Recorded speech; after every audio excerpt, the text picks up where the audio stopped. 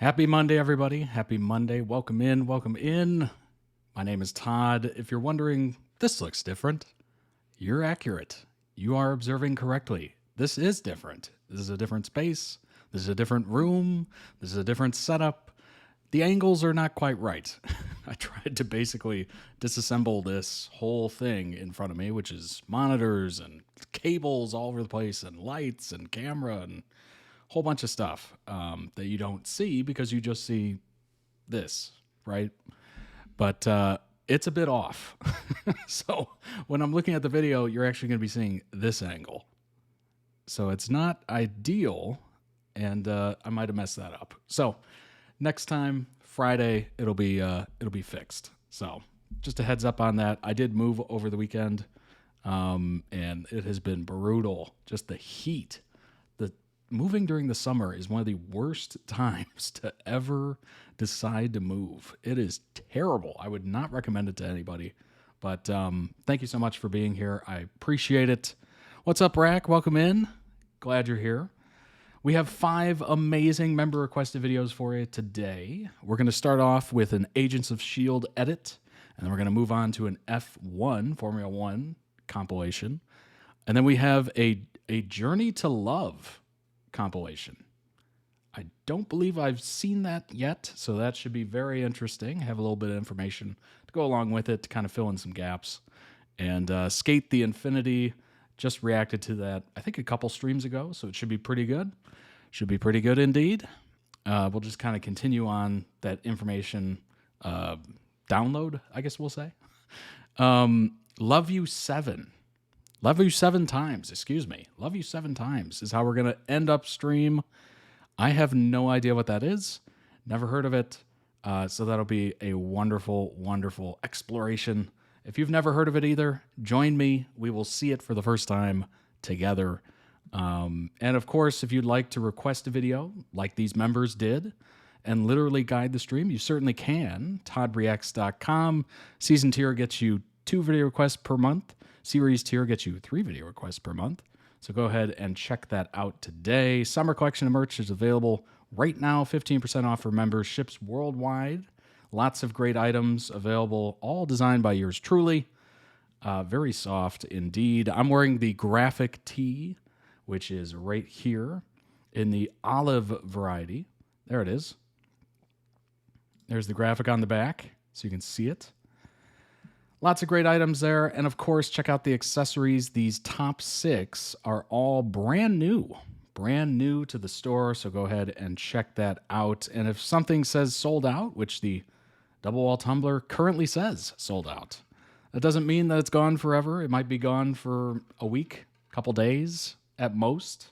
So check that out, certainly.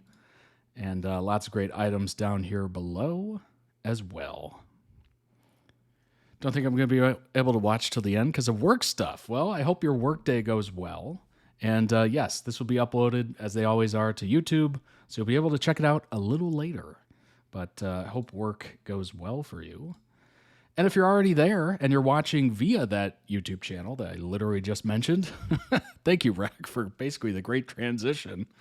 Go ahead and hit that subscribe button if you haven't already. Over 14,200 of you have already done so. Thank you, thank you, thank you. I appreciate it. It's a free and easy way to support the channel without literally doing much. You just kind of hit a button and you're good. That's it. That's all I ask. There's over 1,100 videos backlog there, so you got a lot to catch up on if you're just joining or you're new. Maybe you just watch via Twitch. Check out the YouTube channel. Lots of great videos on there. All amazing member requested videos. I love how I finally reacted to K-pop Demon Hunters, and that was literally the entire thumbnail. I was just like, you know what? Let's just make it the whole thumbnail. And I will say I did watch K-pop Demon Hunters this weekend. I've been meaning to. I mean, it literally took over the world. Like, it's been the biggest thing in a long time. So it literally the biggest thing on Netflix, the most watched movie of all time. At the time of printing, I think it was like 236 million or something like that. 240 million hours. hours watched. What's up, Chloe? Welcome in, welcome in. What did I think of it? Well, I will get into that right now, actually. Let me go ahead and bring up, you know what? I want to do that. Let me bring up the Rotten Tomatoes to kind of have that in the background as I'm talking about it. Alrighty, here we go. There it is. There we are. Alrighty, so obviously we talked about this previously because I literally just reacted to it on Friday. An edit, a compilation, if you will. I thought it was amazing. I thought it was absolutely amazing. I watched Moana 2. Obviously, Moana 1 was very big. Moana 2 was still big in the theaters. It did great. I think it got over $1 billion, US dollars, right? I didn't like the second one. I didn't like Moana 2. I thought the songs were forgettable. I initially thought, oh, great, they're doing a sequel or whatever. That's great. They're going to be great. The songs in the first one are amazing. You know, they constantly just pop up in your head over time, and you're just like, why did I think of that?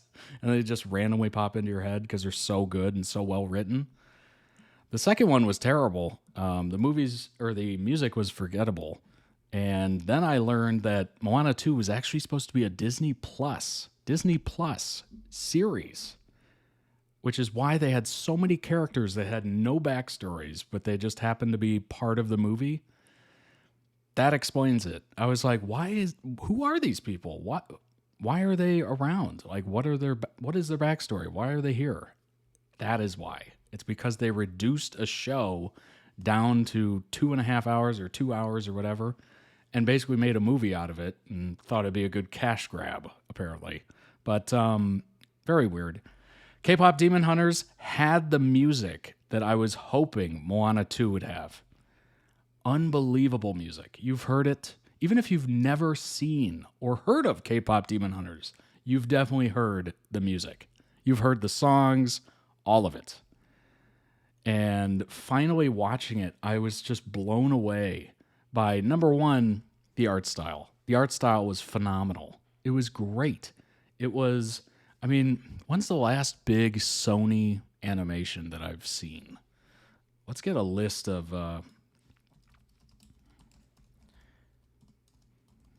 let's see, Sony animation movies? Let's see. Oh, Spider-Man Into the, what is it? What is happening right now? Surf's Up, Garfield, Spider-Man Into the Spider-Verse. That's what it reminds me of. That style. They have a very distinct style to their animation. Cloudy with a Chance of Meatballs. It's so odd how just looking at the animation, you can tell it's Sony. I can't quite articulate why, but they have similar art style to it. And the animation's almost like stop motion animation. Like there's almost like a frame or two missing. It's very strange. Like I can't even verbalize why that is, but it looked like Sony and it was good. It was very, very good. The colors were amazing. I thought the character models were well done. I thought the fight scenes were phenomenal. Lighting was good. Songs, the songs were so dang good. Oh my gosh. Like, going into it, you're like, K-pop, it's got to be good music, right? Why even do it? Like, obviously, they could try to cash in by doing some terrible songs or whatever, but why?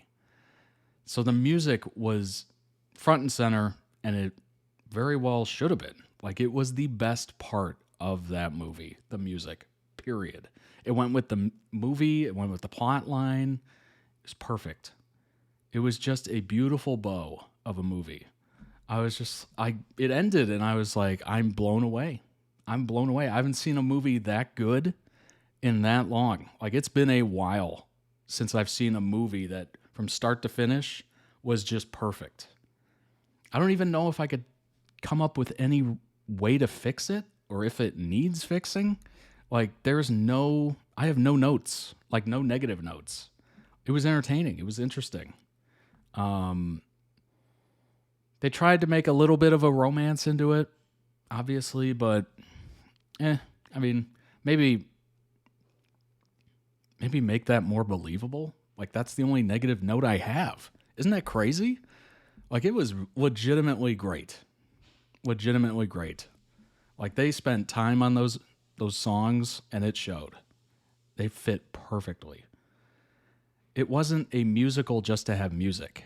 You know what I mean? Like the music wasn't just crammed into a movie and it's like it's a musical. Like it actually carried the plot. It was beautifully done. K-pop Demon Hunters took 9 years to make. Oh my gosh. Well, 9 years well spent is what I'll say. 9 years well spent. It was beautiful in every sense of the word. The music, the art style, the animation, the story. It was just rich, very rich. They nailed it. And it was only an hour and 39 minutes. It felt like an hour 30, kind of a quick hitter, 90-minute in and out, great music. Story was interesting. I thought the climax was interesting. Like it nailed it. I'm so impressed. So impressed. They're starting to work on a sequel. So, which is great. Hopefully they nail that one. Do not go the Moana 2 route. Spend time on the music. Don't, try to transform it into a TV series. Just stick to a 90-minute perfect narrative with music that carries it. Like that was so good. Oh, I can't. I can't. I can't. It was just chef's kiss. That's what that movie deserves. So for once, I am in complete agreement with Rotten Tomatoes. That was a dang near perfect movie. At most 91. Because of that cheesy love story they tried to put into it. Like I get it. And I actually loved how they like poked fun at the boy group. they obviously did with the abs, Abby and whatnot. Like it was all about their looks, and which is very funny. But it was just well done. Well done. I can't wait. I really hope they don't rush the sequel. Yeah, completely agree. Don't rush it. Spend time on it. Make it great like you already did. I'm blown away. I'm blown away. Truly am blown away by that. Oh my God. It was just unbelievable. I was like, what? I knew it was going to be good based on the music. And I started hearing the music all over. I use Amazon Music as this is not a plug. This is definitely not a plug. Amazon is not paying me. But I use Amazon Music for, listening in the car and stuff like that. Just because I have a Prime membership. And I was hearing Golden like every 2 seconds. And I'm like, what is this?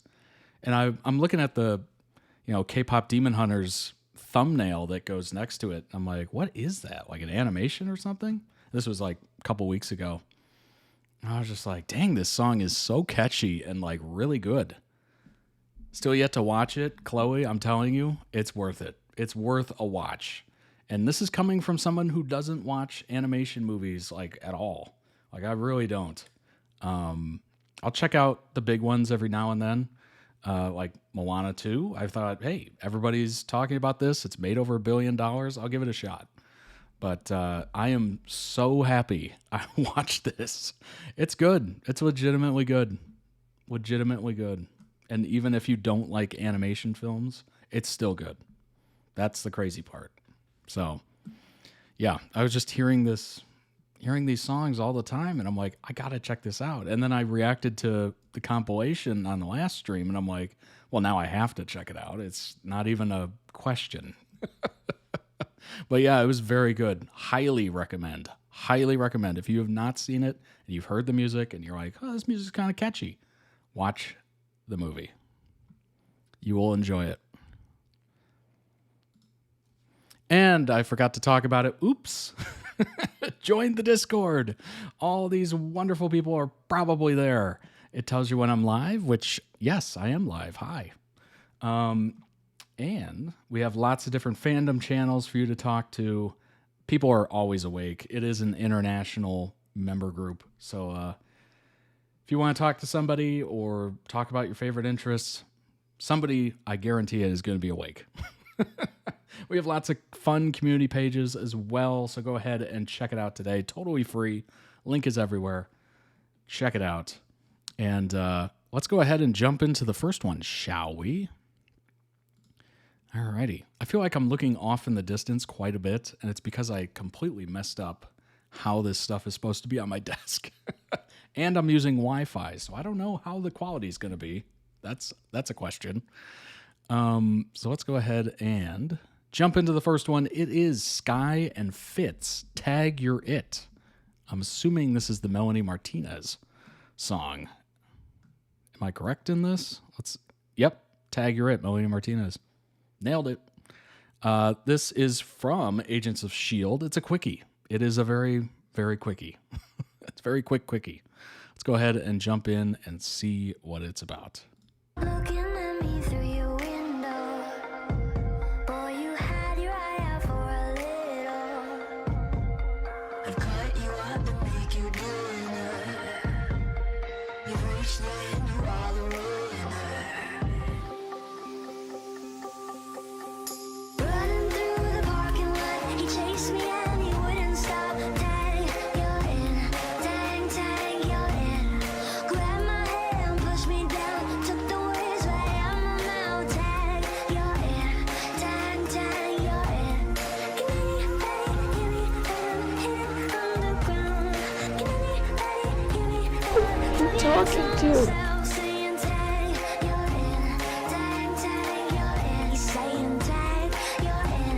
Tag, tag, you're in. Little bit of poison in me. I can taste your skin in my teeth. I love you when you hear your breathing. I hope you cry and never leave. Running through the parking lot, he chased me and he wouldn't stop. Tag, you're in. Tag, tag, you're in. Grab my hand, push me down, took the words right out my mouth. Tag, you're in. Tag, tag, you're in. Eeny, meeny, miny, moe. Take it easy, Rack. Thanks for joining. Thanks for saying hello. What is happening here? Looked like he was removing some sort of tracker or something. Definitely doing some surgery on the neck.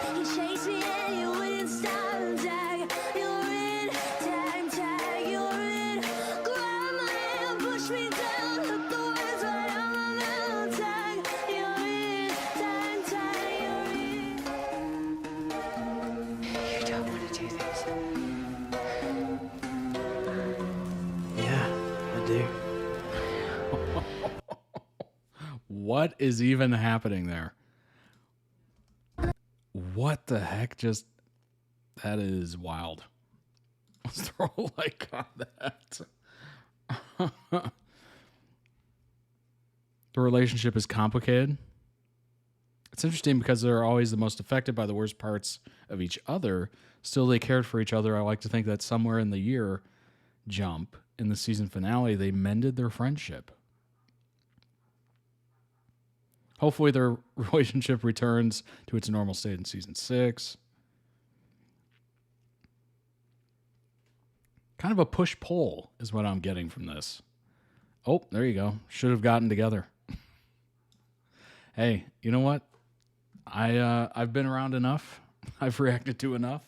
And I know that literally anybody can get shipped for sure. So let's go ahead and pull up some information on Fitz and Sky. And for those of you watching live, link down below in the YouTube video description for the original video. Go throw it some much deserved love. Check out their channel. They might have other videos that might interest you as well. But, oh, I should probably switch over. I'm sorry. My brain is completely on move mode. There we go. Fitz Daisy is a het ship between Leo Fitz and Daisy Johnson. It is fanon. They are friends. Unless you want them to be more. All right. Fitz and Sky are become teammates. Fitz is shown to have a crush on the new girl. Hey, Their initial interactions involve a lot of bickering, as Fitz is often frustrated by Sky impatiently interrupting his lab work and scientific explanations with jokes and inappropriate touching of equipment. Oh. Fitz appears to be jealous of Sky's friendship and developing relationship with Grant Ward. In episode 16, season 1, they go undercover together, as a couple. Oh boy. That's how it always starts, isn't it? That's how it always starts. Oh yeah, we actually, go undercover as people who hate each other, and you learn to love each other, and you're just like, we should be together. Displaying a genuine care for each other's safety. And so it begins. Season 2, Fitz hides Sky's test results as she's exposed to Terrigenesis. He is the only team member who knows that Sky has become an inhuman, lying to Gemma to protect her. When the others discover her powers, he defends her and encourages others not to act out of fear of her new abilities. This leads them to grow a strong bond. Of course it does. After Fitz gets hit by a nitramine bomb that is attached to his neck, ow, Daisy saves his life by neutralizing the nitramine. Whoa. That is wild.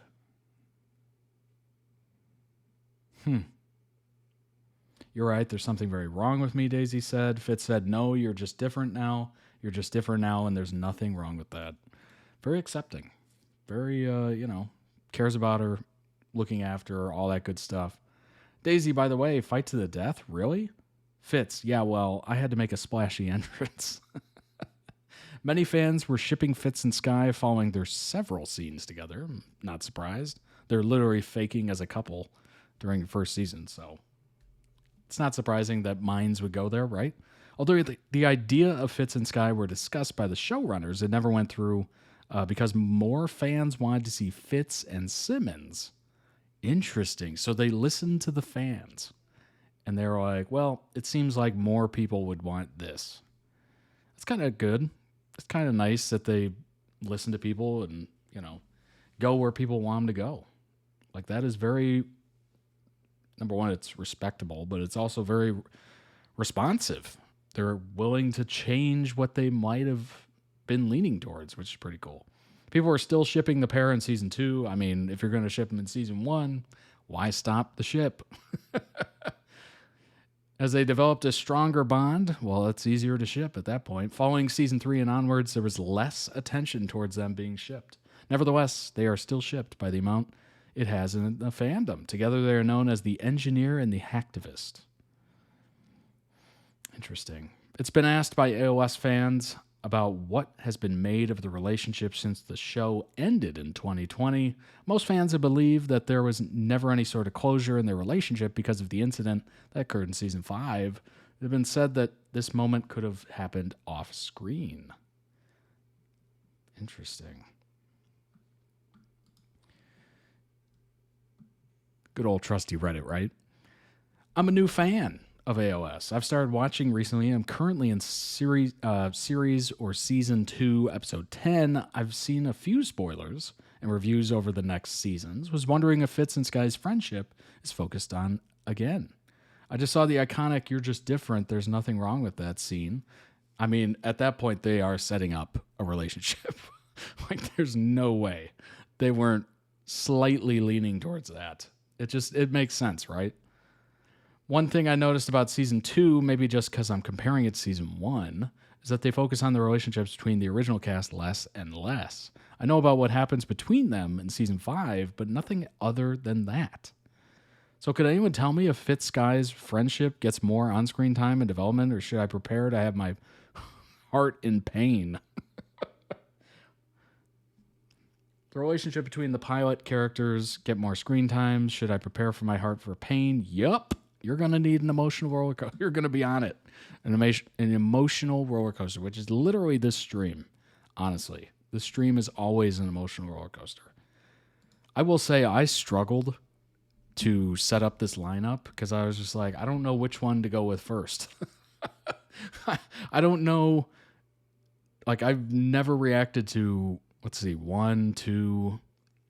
two of these Yeah, two of these. So I didn't know where to put them. And I was like, I don't know. Because I try to always, start on kind of an interesting note and then maybe go more emotional and then end on something like funny or happy or whatever. I had no idea what to do today. There's more pain, so prepare yourself for that. But please don't Google anything about the show. I searched Skyward in season 1 and got the whole show ruined. Oh boy. Also, would love to hear your reviews. I don't want to spoil it too much, so all I can say is get some development. Wait, what? All I can say is it does get some development. You should prepare your heart for some pain as you watch more episodes. I'd be interested in your review. You should definitely prepare yourself for pain. Prepare it for pain. Everybody's like, pain, pain, life is pain. Get used to it. Second, the relationship goes up and down, takes a few turns, so at times it's uncertain. 10 best friendships. Let's see if we can find these two specifically. There you go, Fitz and Daisy. When Daisy is coping with her new inhuman powers and Fitz is coping with the disconnect between his brain and his body, they find solace in a friendship with one another. Both undergo the experience of learning to navigate the world with their body's new capabilities. And limitations, of course, even in different ways. The bond they created during these trying times solidified the relationship for seasons to come. That's when Fitz betrays Daisy and forces her to regain her quake powers. It's such a heavy blow to the inhuman. Dang. So that's how they wrote him off. Betrayal. Dang, that's rough. That's rough. Especially if you're really invested in that ship. It's like, oh, that scene would be brutal. Brutal to see. Good Lord. Oh my gosh. All right, let's move on to the next one. It is Formula One TikTok edits number 28. Wow. 28. That's a lot. That is a lot. I don't know why this was half played. That's very strange. Let me make sure that's correct. Yeah, okay. We're good. All right, let's go ahead and bring that up and jump in, shall we?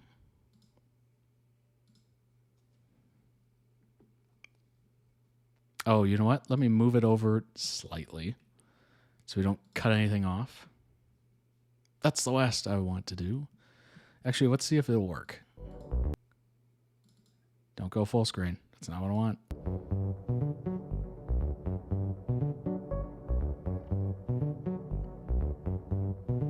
Make sure the quality's there. All right.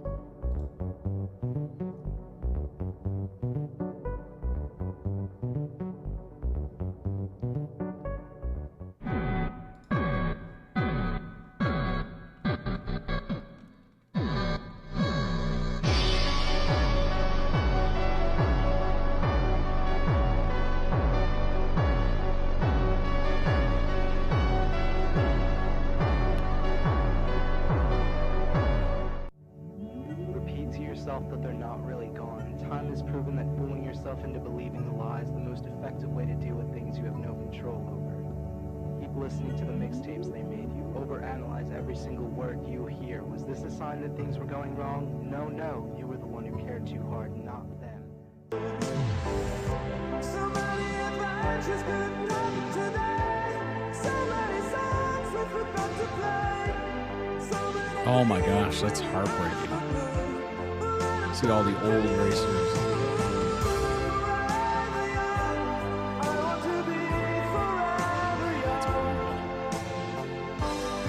It's cool because you get to see him again, right? But it's also brutal because you get to see him dying.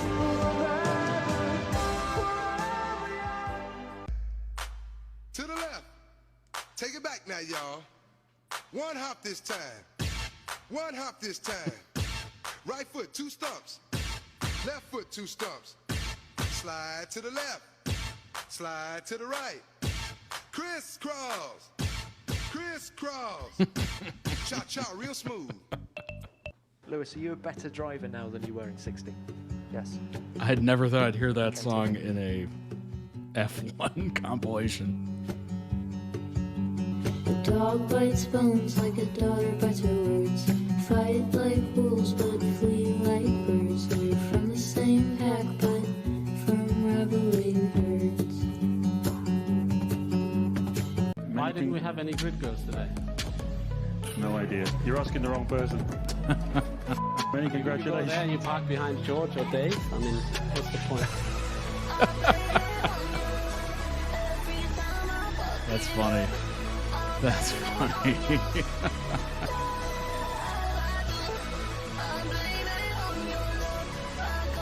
I'm assuming it's models, right? That are there at the grid. Oh, brother, this guy's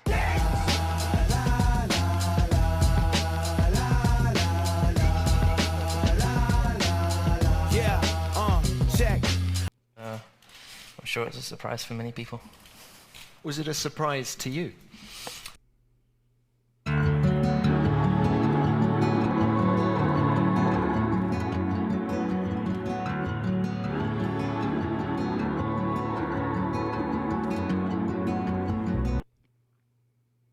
I'm probably one of the only people that it was not a surprise, but that's because I've known him for a long, long time. Max Verstappen, for the first time ever, is champion of the world! Max Verstappen, you are the world champion! The world champion! You know what that is? Simply lovely, I tell you that. You really got me going. You got me so I don't know what I'm doing. Yeah, you really got me now. You got me so I can't sleep at night. Yeah, you really got me now. You got me so I don't know if you've ever been sprayed with champagne. I haven't, but I can imagine it's pretty sticky.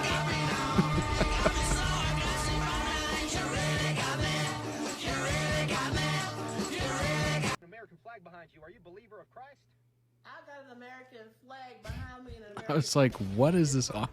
Let me tell you this. I ain't no believer in Christ. I am Christ. Are you Incarnate. What did you do before the sun is in the sky? Pick a place to die where it's high and dry. Number 6. Leave a note for your next to kin. Tell them where you've been. Pray that hell or heaven lets you in. 7. Confess your sins. Ready for the moment of adrenaline. When you finally face your opponent. Number 8. Your last chance to negotiate. Send in your second, see if they can set the record straight. Alexander. Aaron Burr, sir. Can we agree that duels are dumb and immature? Sure, but your man has to answer for his words, Burr. With his life, we both know that's absurd, sir. Hang on, how many men died because Lee was inexperienced and ruinous? Okay, so we're doing this. Rumor has it he's the one I'm leaving you for.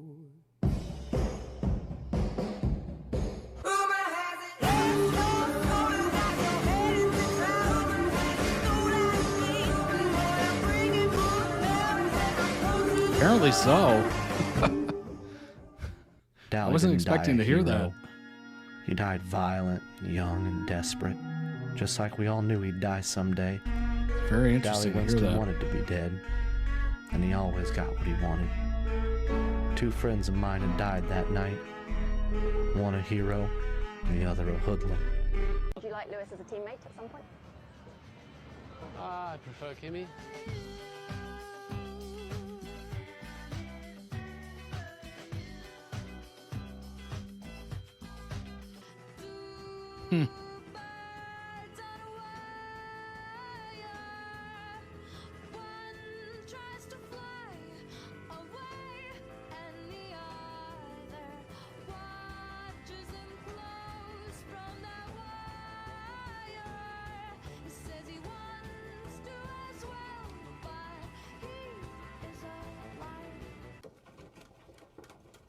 Heck yeah, the music on this so far has been amazing. Hello. What are you doing here? We came here to eat dinner and to party. That'll ever be us. Nos prix n'ont jamais été aussi bas. Fort, j'entends rien. N'ont jamais été aussi bas. J'entends rien. Monsieur Sk8, nos prix cette semaine n'ont jamais été aussi bas.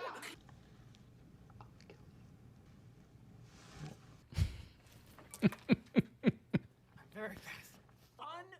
Not the rabies marathon. Hey, I know what'll impress Race for the everybody. cure. I'll start a fire.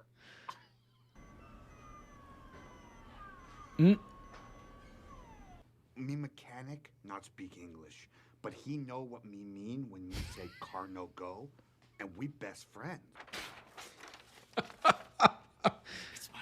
Even with my limited F1 knowledge, that was so funny.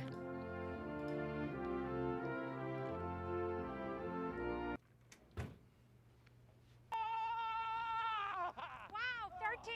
Everything perfect. No problems at all. I'm joking. You can laugh, but it was a joke.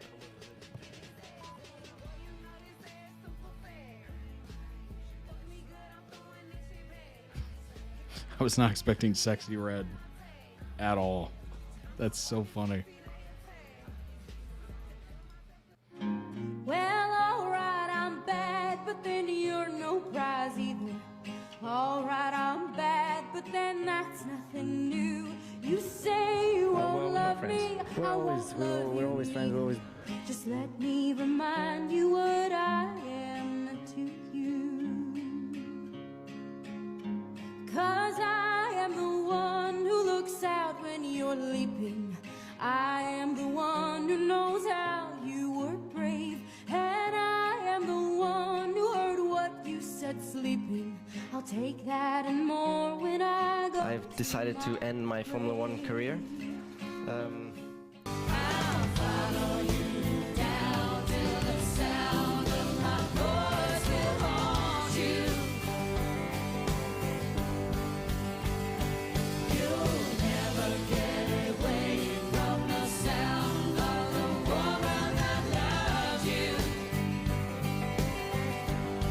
Again, I'll say it again.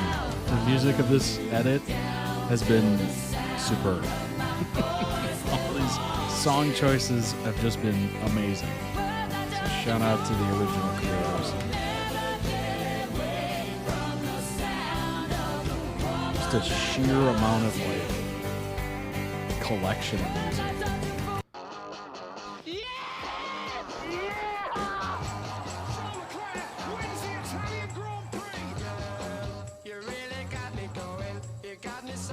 I've said it before and I'll say it again. I don't have any confidence in me being able to race one of those at all. Like, it would take a lot of trust. I'm assuming you also have quite a bit of grip on those tires. You know, they're massive, right? And you warm them up and they start sticking to the road. But boy, it would probably take a while to get over that fear and actually trust in the vehicle. I mean, all you have to do is drive around town or whatever city you are, rural, whatever, and just watch how people drive during the rain. Like, it is, you would think there was ice all over the floor, all over the road. It is crazy. Like, everyone goes at least 20 miles an hour slower, and it's shocking in a way. And it's just like, you realize it would take a lot to like spin out, right? Like, it takes quite a bit. Like, you have to be driving like an absolute maniac to spin out with a little bit of water on the road. Like, it's not that crazy. Your tires are specifically made for it. Like, it's really weird. When I go kart, I get so much unearned confidence in my own ability. See, that's great. I think I would be the opposite way. I would be very much like tentative to trust it. Damn, bro, I cannot wait to get home. What? Me too, bro. Bro, we've been waiting for a minute. Where's the pilot? I don't know. I was wondering. I think I would need like a big open space and just let it rip and just start, full send. Yeah, full send it. And finally get that nerve, get that confidence in it. Dog, Why did you book this airline? Bro, it was the cheapest one. What you want me to do? Thank you so much for trusting me to be your pilot. Hey, real quick before we take off, though, where the baddies at?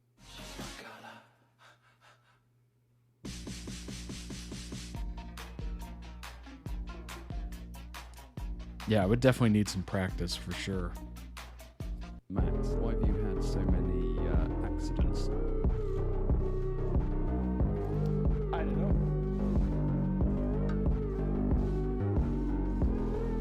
And like I said in the beginning of this press conference, I got really tired of all the questions. So, yeah. I think if I get a few more, I'll have that some. Little short answers there. It's gotta be kind of, honestly, this gets talked about every year, honestly, in multiple sports, these press conferences where questions are asked and, you know, they have to be there to take questions. Otherwise they get fined or whatever, maybe suspended if they do it enough times. I don't know if the same is, you know, mandated in Formula One. I'm assuming it is. Like, you have to interact with the press. Yeah, some of the questions can get really brutal. And then most of the time, I mean, if you're really struggling and you're having issues, the last thing you want to do is talk about it in front of a group of people that are just trying to find an angle or a headline, or maybe they're trying to prod you into a soundbite. It is brutal. Max sort of just refuses to entertain this question anymore. Honestly, I'm not surprised. There's been many athletes that just get so tired of the same questions over and over because there's only so many questions you can ask somebody. Really. I mean, unless it's situational and circumstance questions, most of the time it's just the same old crap just rehashed over and over and over. It's just like, ugh. One last embrace. Like, I can't imagine being an NBA or MLB would be pretty brutal because that's like day in, day out games. Can you imagine answering questions every day? Like, oh, it'd be terrible.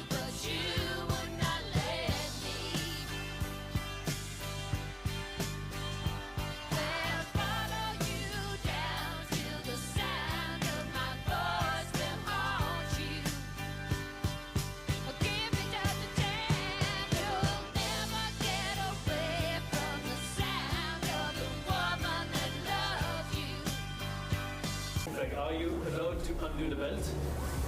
No. All right. Any further? Well, I think Lewis has been doing it quite a lot. Lewis, what do you do? Do you loosen them or do you undo them? I just want you to get clarification, you know? Yeah, Mr. Bashir should keep his on. He's a little bit slower. Yes. I think it will be less of a problem to have the patient curve. Yeah. He is supposed to be retired, remember? Oh, that's right. Yellow trampoline. Going in turn two, he was ahead of me at this day. Okay. Well. What a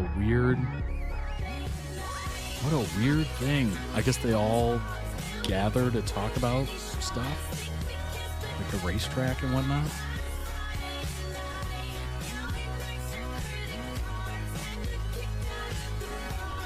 The attitudes, the rivalries, all that beautiful stuff coming together.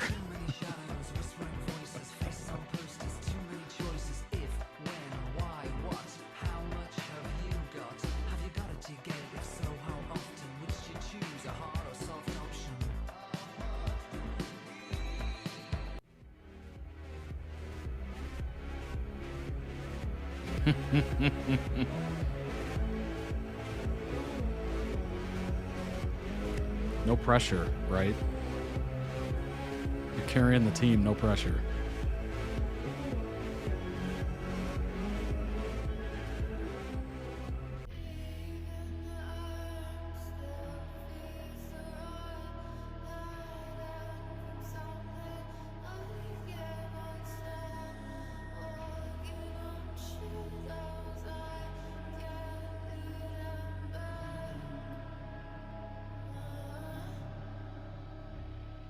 Ja, niet naar mij in ieder geval. Niet mij gebeld. Nee, niet naar jou.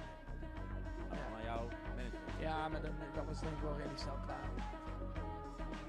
Toen hij wist hoeveel dat hij moest betalen, was het meteen klaar. Is utter domination. Formula 1, Formula Max. You know what that is?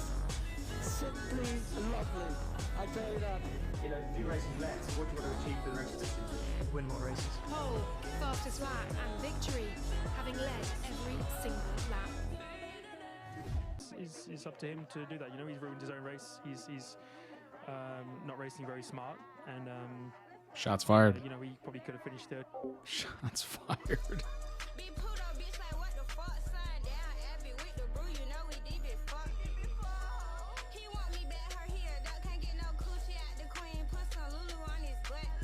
You have been given the 5-second penalty for that incident. When we standing on business, I'm a stepper. Underground methods, top-notch hoes, get the most, not the lesser. Straight terror, product of your errors. Pushing culture, baby, got that product you can measure. Of course, of how I was as well when I was a little kid, and that also, you know, makes me realize that I don't want to drive forever. Well, yeah. I mean, eventually, I'm assuming what happens with Formula One is you lose the edge. It's pretty much everything I've seen in every racing movie or show that I've ever seen is that eventually you get old enough where you're not pushing it quite as hard. Like, you're really not giving it its all. And I'm assuming that happens to everybody. Kind of lose the nerve, if you will. The nerve I was just talking about. Trust in the car. He's a Niki Lauda, Formula 1 driver, and he just signed with the Ferrari. Him? That's impossible. How you know Formula 1 drivers? They have long hair, are sexy. Anyway, look at the way he's driving like an old man. I made a decision last night and I forgot for it. I admit it, I was prepared to die to beat you that day. What it takes to be alive for. First place, man, we can't be tied for. I have not seen Rush. Thinking of it as a curse to have to give an enemy. A wise man gets more from his enemies than a fool from his friends. And I can't sleep these days unless I take one. They don't have a story these days, they'll make one. It's good. I wonder what the Rotten Tomatoes are on that.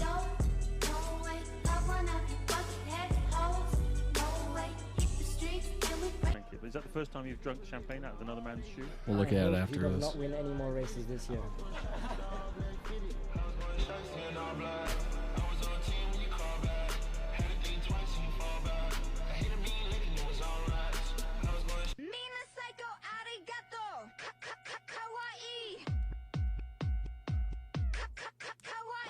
Yo, try this one. And I'll say it just once. Go ahead. Tell you what, we could have had a good life. Fucking real good life. Had us a place of our own. But you didn't want it, Ennis. So what we got now is Brokeback Mountain. I wish I knew how to quit you. New baby. I wish I knew how to quit you. When it comes to qualifying here in Miami, he's proved he's the daddy once again.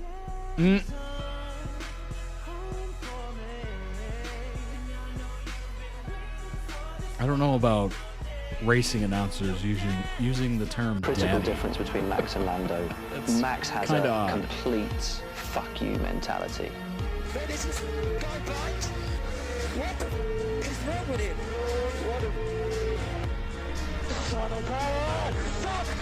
Fuck! I couldn't do anything there. Fuck's sake! You know what, though? To be the best, you got to have that mentality.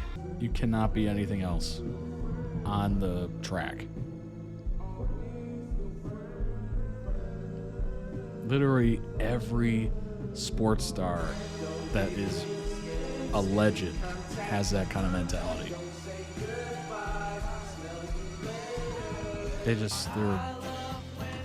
in a different frequency. They can be totally personable outside of it, but inside of it, it's just maniacal.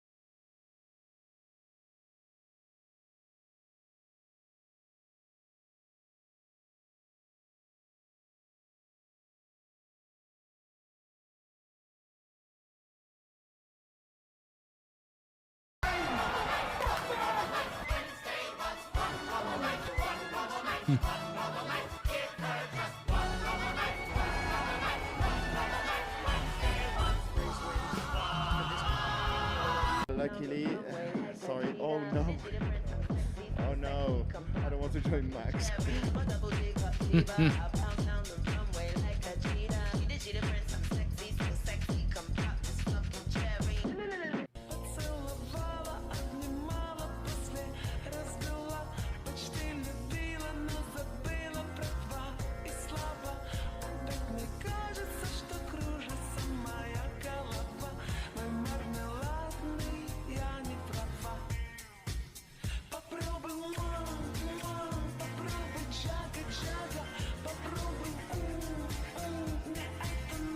Mr. Clyde! Cash! Attention! We want peace, they want war. Rich stay rich, poor stay poor. I want to fly to Kiev and go to Moscow. I wanna vote Kamala and also vote Trump. I wanna be sober and I wanna take a bump.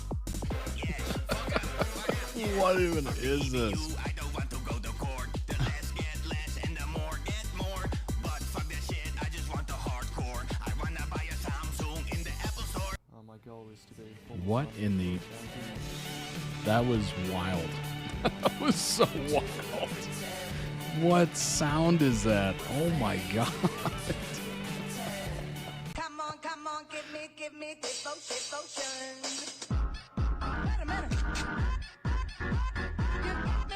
Some of these edits are just world class. Everybody names the car a girl and the engine and stuff. I'm like, no, it's a guy. Why should it be a girl? Well, that's something I never knew. But anyway, he didn't let you down. No, he was nice to me. I mean, the last 4 races has been nice to me, so that's it. I love my chopper and her parents wanna meet. I love my chopper. I don't know why we do that, honestly. Boats are women. Planes are women. I don't get it either. I have no idea why. No, I prefer you. Best friend. Yes! You're my best friend!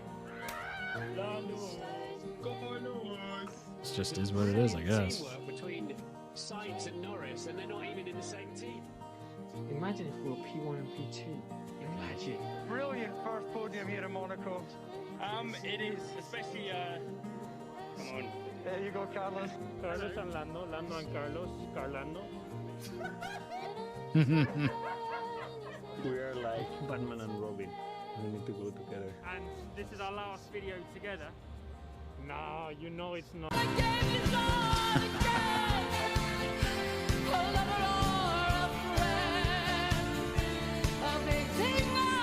These two, oh my god. The amount of Hamilton and Nico edits have been wild.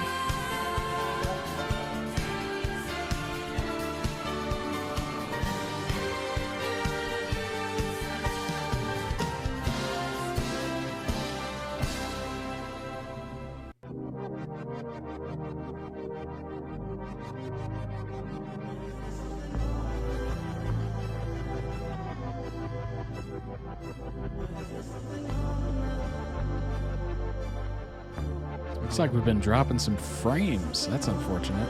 We'll have to figure out the internet situation. This is a new apartment that I moved to, so I have no idea what's going on with the internet. But yeah, I'm gonna have to fix that. And he says, you know, apologies if you notice any sort of like hiccups or anything like that. You keep saying this to all of us.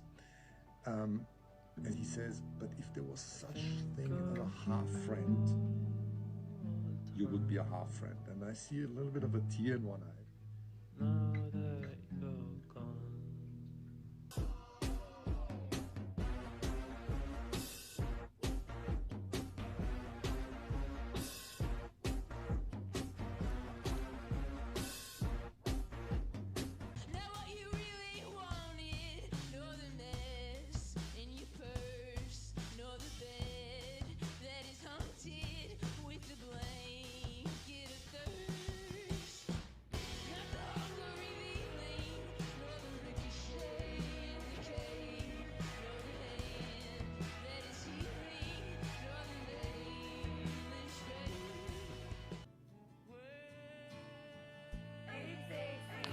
gosh, that wreck was wild.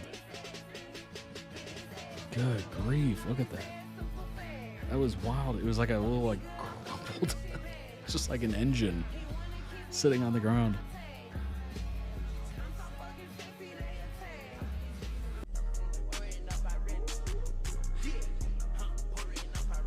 You knew we couldn't get through an F1 edit without any sort of thirst traps. Knew that was coming. Let me tell you what I wish I'd known when I was young and dreamed of glory. You have no control. Who lives, who dies, who tells your story? President Jefferson. I'll give him this. His financial system is a work of genius. I couldn't undo it if I tried. And I tried. Who lives, who dies, who tells your story? President Madison. He took our country from bankruptcy to prosperity. I hate to admit it, but he doesn't get enough credit for all the credit he gave us. Jeez. Who lives, who dies, who tells your story? Every other founding father story gets told. Every other founding father gets to grow old. And when you're gone, who remembers your name? Who keeps your flame? Who tells your story? Who tells your story? Who tells your story?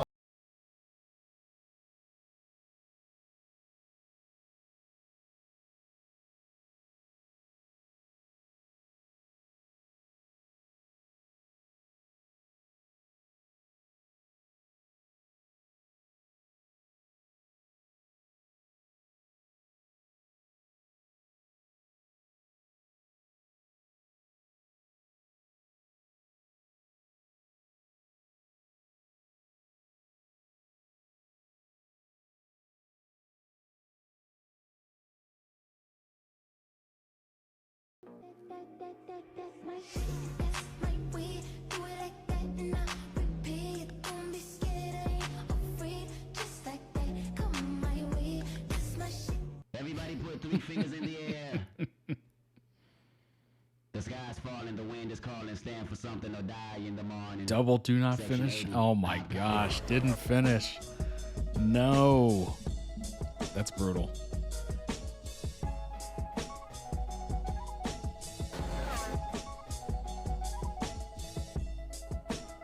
Sickly lovely. It's a bad weekend right there.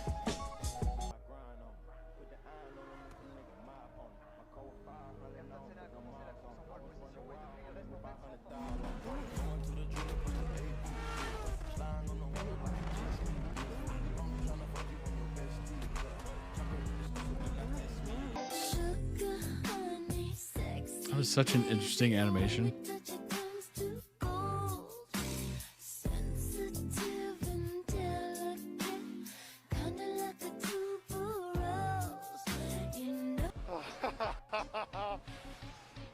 Fuck yes.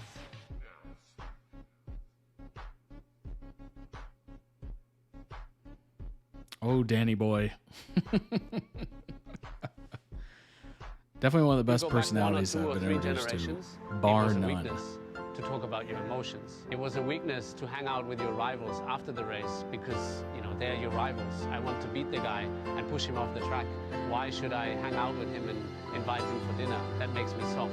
I think if you look at the generation today in charge now, they have progressed so much, and I think we should celebrate the fact that they are getting along with each other, they're getting together. They still have the rivalry on track. They still want to beat the other guy, 100%. But also have the courage to speak about their emotions, about their weaknesses. I mean, yeah, you can be rivals, certainly on the track, but it doesn't mean you have to be a jerk to them off the track. I mean, yeah, it might be a little weird to hang out with somebody you're like pitted against and everybody talks about you, this person or that person or whatever. But you should be able to like hang out with somebody that you're not, you know, on the same team, maybe you're rivals with, maybe you want to beat them next weekend or something like that. You shouldn't take away from the fact that you're two adults who happen to do something that not a lot of people can do. And you should be able to bond really easily over that. Like you're doing stuff that very select amount of people are able to do. So kind of makes sense. I'm kind of glad that's that's transpired over the generations. You know, sometimes looking back at some of those old rivalries in different sports and whatnot, because that's my point of view. Yeah, they used to actually like avoid each other and all that stuff. And it's just like, I don't think you need to carry any sort of animosity towards anybody else outside of when you're actually competing. Like when you're actually competing, yeah, absolutely. Tear their head off or whatever you need to do. But, or, you know, what do they call it? Rubbins racing in NASCAR, where you get a little close to somebody and you give them a little, you know, a little maneuver on the back end or whatever. That's such a funny term. Rubbins racing. You know, you do what you got to do, and hopefully you don't get caught and charged penalty minutes. But yeah, I have no problem against that. Like if they want to go get dinner after a race or something to talk about it, go for it. Heck, I wish there was social media around so we could see them hanging out together. That'd be cool. That'd be awesome content. Link it down below in the YouTube video description for the original video. Go throw it some much-deserved love, and also check out their channel. They might have other videos that might interest you, certainly. And if you like it that much, request it. We'll watch it on stream. We'll react to it. Let's go ahead and pull up some information on F1 and all that good stuff. But first, I talked about during the edit, I was wondering if Rush was any good. It looks like it's just over 2 hours long. Chris Hemsworth, of course. All right, the critics, all critics, seem to enjoy it, 89%. Top critics, wow. Very rarely do you see all and top the same number. That's pretty good. All audience, 88%. So clearly it's a pretty good movie. Or a great movie, honestly, judging off these numbers. Mid-70s, charismatic English playboy James Hunt, Austrian perfectionist Niki Lauda, share an intense rivalry in Formula One racing, driving vehicles that are a little more than gas-filled rolling bombs. Hunt and Lauda burn up the track, all the while pushing themselves to the breaking point of physical and mental endurance. Meanwhile, the women, Olivia Wilde and somebody else, in their lives can only watch as both drivers risk death with every lap. So what I'm getting is the cars back in the mid-70s were quite dangerous. Quite dangerous, in fact. Sounds good. Ratings are good. Story sounds good. Sleek, slick, well-oiled machine. Rush's finally crafted sports drama with exhilarating race sequences, strong performances. Okay. Well, that looks pretty good to me.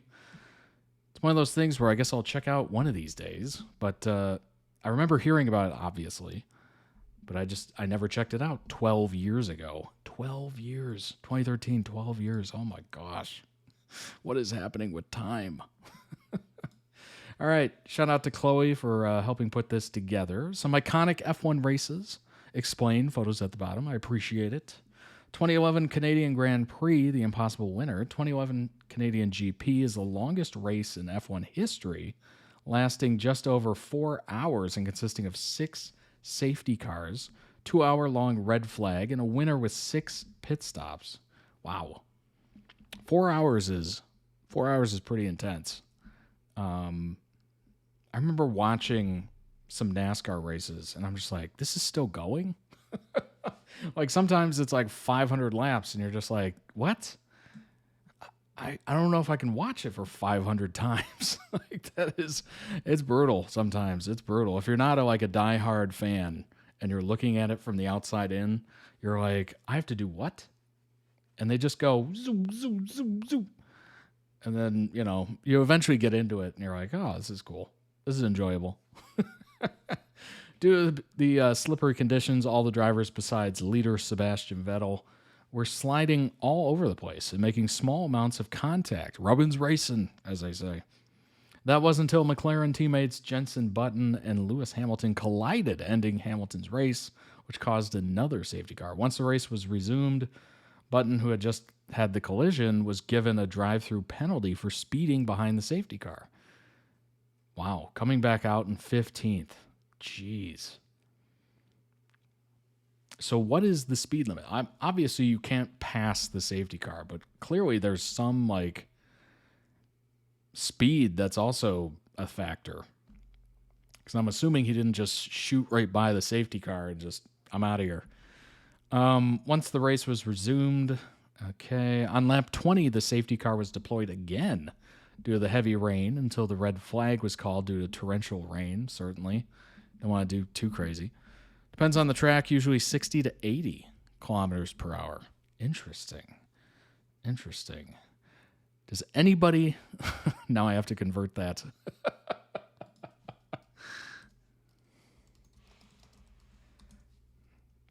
Oh, okay, 40. Yeah, that makes sense. Nothing too crazy. Nothing crazy. After 2 hours, that is a heck of a rain. 2 hours for the rain? Good grief. Boy, those are slow-moving clouds, which is very ironic. 2 hours, the race restarted behind the safety car. When it finally went back in Button and Fernando Alonso touched, beaching Alonso on a curb, and giving Button a puncture, leaving him dead last and bringing out the safety car again. The track finally started to dry out. That's good. Jenson Button started to make his charge. He was easily the fastest man on the track, making it up to second. What? Despite 2 collisions, a penalty, and 6 pit stops. That is crazy. Especially when you find yourself in last place. That is nuts. His luck changed on the last lap as Vettel, who was leading, went wide, allowing Button to pass and win the race. Boy, that is a well-deserved, that is well-earned. Wow. Last place to first and winning it. That's crazy. 2017 Azerbaijan Grand Prix. Unexpected podium. The 2017 GP started crazy when the 2 Finnish drivers, Kimi and Valtteri, made contact on lap 1. Jeez, lap 1, really?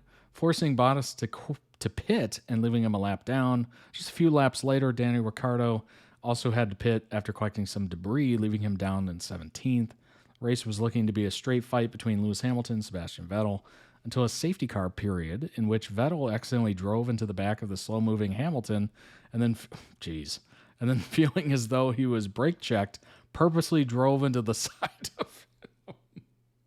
The race was presumed until Force India teammates collided, leaving enough debris to bring out a red flag. When the race was restarted, Daniel overtook 3 cars. Nice. In one corner. That's crazy. Moving him up to 3rd. Whoa. To go from 17th to 3rd is crazy work. Things changed again when Hamilton, who was in the lead, was forced to pit to fix a loose headrest. And Vettel was given that's got to make him mad. A loose headrest? I would be furious. And Vettel was given a 10-second stop-go penalty for their earlier collision, promoting Daniel to first. Wow. On the last lap of the race, Bottas overtook Lance Stroll for second despite being a lap down on lap 1. Wow. Lance also became the second youngest podium sitter at 18. Can you imagine? At 18 years old, being on the podium? You're right. At that point, I would probably be way overconfident and be like, that's it? That's all? Man, I'm so good. I would be over the moon. 2016-2018 Monaco Grand Prix Redemption Day. 2016 Monaco Grand Prix seemed as though it would comfortably be Daniel Ricciardo's as he took his first pole position and seemed to be dominating. It all went wrong when Daniel was called in for his pit stop, only to find that they didn't have his tires ready.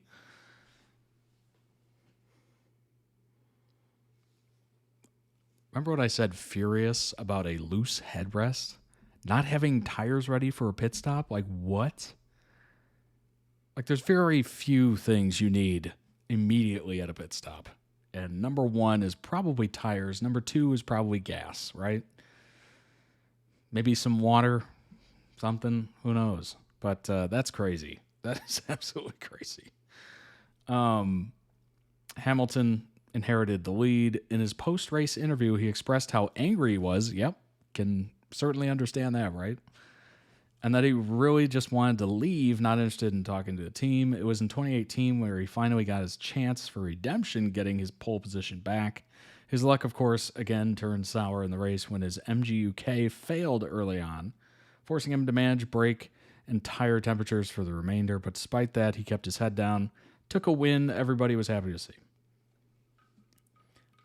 That is...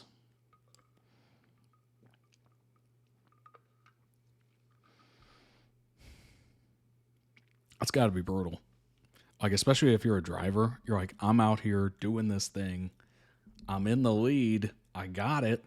And then your team lets you down. That is a whole different level of mad. I'm sure he was just furious. 2019 German Grand Prix, the evil drag strip. And to be honest, they are a team, technically. So they're all in the same boat. So he's going to feel pretty negative. But, hey, you know, you go down with the team, as they say. The race was Mercedes' 200th F1 start at their home race, so they were keen to get an easy 1-2 with Hamilton and Bottas. Of course, the weather had other ideas. Lap 18 saw the drag strip take its first victim, Carlos Sainz, although he was luckily able to return to the track, narrowly missing the barriers. Dang, that's good. Max Verstappen spun in the casual 360 before continuing on while the drag strip took its second victim, and unfortunately this time Charles Leclerc found himself beached. This brought out a safety car, but despite that, Hamilton lost the car in the same drag strip, damaging his front wing, forcing him to enter the pits unsafely with the team unprepared. Oh my gosh.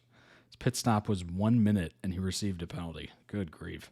The next two cars to fall victim to the drag strip were Raikkonen and Hülkenberg. Raikkonen recovered it while Hülkenberg did not. Bottas then crashed at a different part of the track, leaving Mercedes pointless, while Max won, with Vettel finishing second after starting from last place. Oh my gosh. That's crazy. That same drag strip took out like an insane amount of people. 2013 Australian Grand Prix one-lap race. The real chaos of this race was from a late crash from Kevin Magnussen that caused a red flag, meaning that when the race were to restart, there would only be 2 laps. As the cars reached turn 1 in the restart, Carlos Sainz spun Fernando Alonso. Alpine teammates Pierre and Esteban hit each other. Jeez. Oh my God. Could you imagine being like the team captain or team manager or whatever, or team president, and you're just like, you see both your cars smash into each other? You got to be so mad. Like, what just happened, guys? Guys, if you're going to crash into anybody, make sure it's somebody from the other team. Alpine teammates Pierre Esteban hit each other. That's crazy. Rookies Nick and Logan went straight off into the gravel, and Lance Stroll also briefly ran into the gravel, causing another red flag. That's crazy. In 2 laps. 2023 Qatar Grand Prix. Extreme heat. Due to the intense heat during the race weekend, Pirelli and the FIA had to implement a mandatory maximum 18-lap tire stint due to concerns about tire integrity. The real trouble with this race was the heat's effect on the drivers. Absolutely. That's often overlooked. Drivers in any league suffer tremendously, especially when it's hot. Esteban threw up in his helmet. Well, that's horrendous. Logan, oh God, that's a bad day. Even if you win, that's a bad day. Logan had to retire due to heat stroke. That's terrible. Alex and Lance were sent to the medical center after being unable to get out of their cars alone, and multiple drivers could be seen with their visors open, just trying to get air. Oh, that's crazy. I'm assuming, well, I mean, it goes without saying, there's no air conditioning in these vehicles, right? Like, I know for a fact there's no air conditioning in NASCAR at all. So I'm assuming in those tiny little, maybe they have like, you know what would be interesting is, you know how spacesuits have like oxygen pumped in? What if they were able to pump in like cold air and like kind of keep them cool as they're racing? I think that'd be kind of neat. And of course it would add weight, so they probably wouldn't do it, but I think that'd be kind of neat and a good way to at least try to help out with this. 2025 Dutch Grand Prix Safety Car Central. After an exciting qualifying where the McLaren were split by only 0.012 seconds. The most recent race was equally exciting, featuring 3 safety cars and 1 VSC. The race started with Max almost passing both McLarens for the lead until a big slide, which left him splitting them with Oscar first, Lando third. Lando shortly after got back past Max and went to try and chase down his teammate as both McLarens disappeared down the road. Chaos came to light when rain fell, causing Lewis Hamilton to slide, hit a barrier, bringing out the first safety car. At the restart, Carlos Sainz and Liam Lawson made contact, leaving some debris on the track, as well as George and Charles Leclerc, leaving even more debris on the track and causing a VSC. Things went from bad to worse for Ferrari when Kimi, who was racing Leclerc out of the pits, crashed into the side of him, ending his... Good grief. That's the double DNF. That's crazy. Both of them, right out of the pits, crashed into the side. That is nuts. Oh, God. You got to be so disappointed in that. Like, your team takes out each other. Like, at what point do you just go, guys, just somebody else, please. Don't hit each other. Like, take it out on somebody else, okay? That's just unbelievable. This brought out another safety car, of course it did, and when the race was resumed, Lando was in second, reported that he smelt something funny before his engine ultimately blew, which was a huge, awful, and unlucky blow for his championship efforts, swinging the point difference between him and Oscar from 9 to 34. Oof. Oh, that's brutal. This again brought out the safety car, of course, and promoted rookie driver Isaac to third, taking Racing Bull's first podium since 2021. Oh my gosh. Unfortunately for Isaac, this is just going to make Red Bull, aka the Career Killers, want to promote him even more. Max finished second, Oscar's first, securing his first Grand Slam, pole win, fastest lap, leading every lap. Wow. Dang, that's really good. That's really impressive. Oh, Lord. Look at those conditions. 2011 Canadian GP. That is brutal. Not to mention, if you're racing behind somebody, you get all that, like, that rain fog. You know, the rain splashing up. I'm sure you see it when you're on the road, you're driving. The closer you get to a car in front of you, the more spray that you get at your windshield, the more your wipers have to go. And it just screws up your vision completely. Very annoying. Daniel Ricciardo at the 2016 Monaco GP. Yeah. I think that look says it all. Daniel Ricciardo at the 2018. There you go. Much happier. The evil drag strip and its victims. That's crazy. Wow. 23 Australian GP restart. Look what is going on here, folks. How many cars are going in the wrong direction? One. I mean, this one's heading back in the right direction, but ultimately it's in the wrong direction because it's on the grass. 1, 2, 3, 4. This one's pointing that way.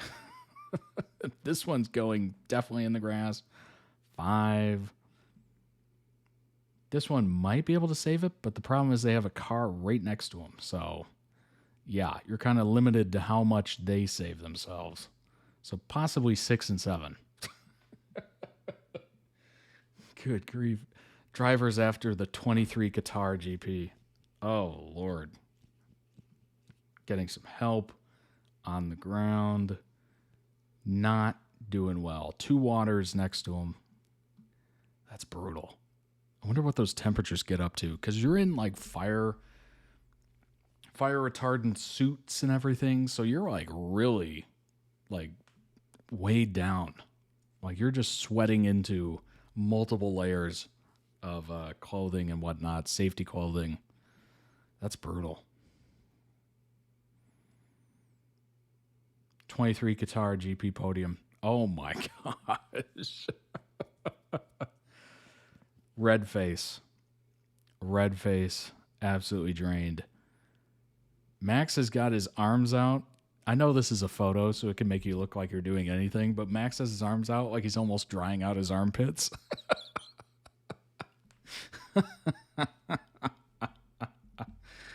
Oh, that's funny. The Dutch GP 2025. Oh, man. No tire there. No tire. Got a Magnum of Moet. A day at the beach. Very reflective.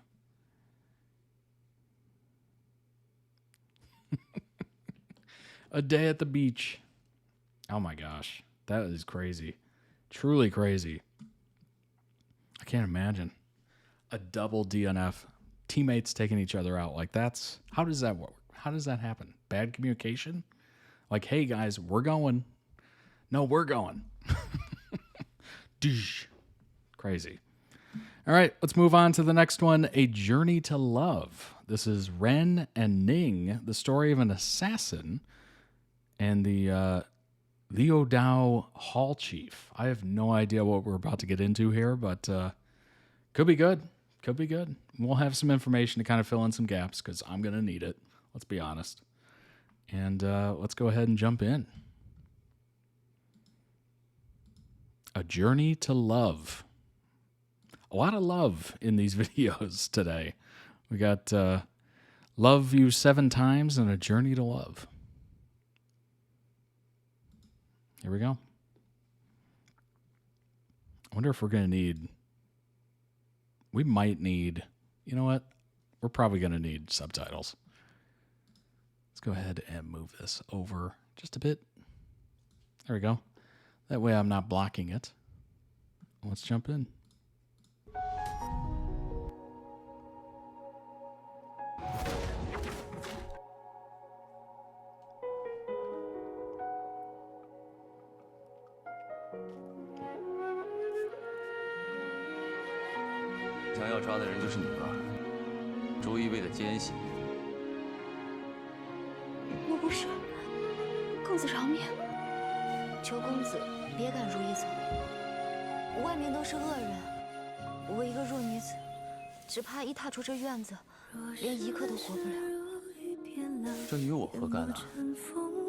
你现在又重新当上了六道堂的堂主，为什么还要放他？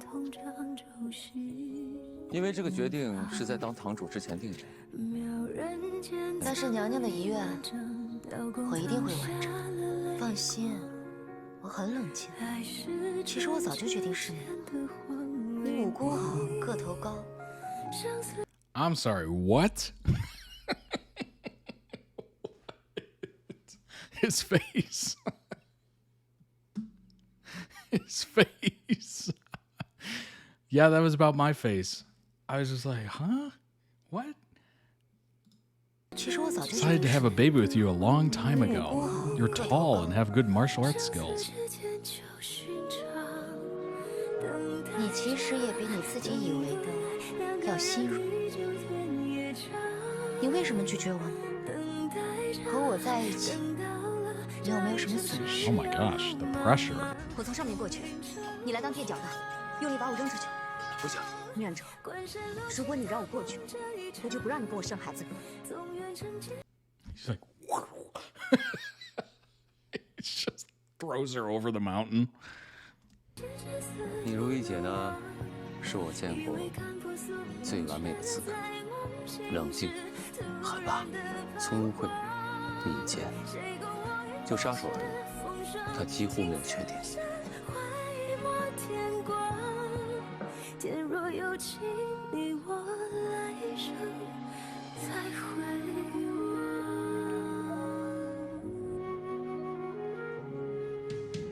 你遮住心跳的伤，离别有甜到心上。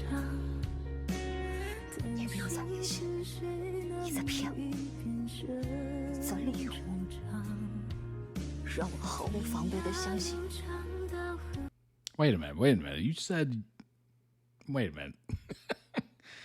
You said you planned to have his baby long ago. Who's using who here? 什么童话？什么戏？假的，都是假的。我信任你，陈州他们只是误会你了，但我相信你，我真的相信你。你为什么回来？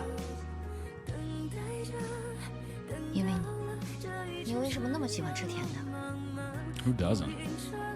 因为我小时候，我爹就过世了，没机会出去玩，也没机会见别人，所以那个时候义父和他每个月带来的糖，就是我童年最大的快乐。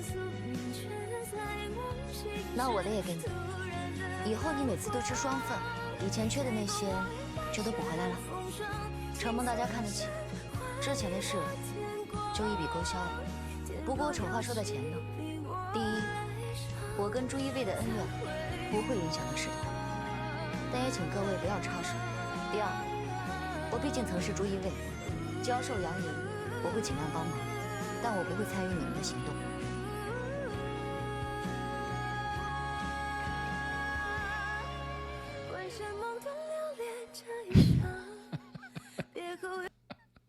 That could only happen in a martial arts movie. Boom. Just hammer someone in the gut and then make out.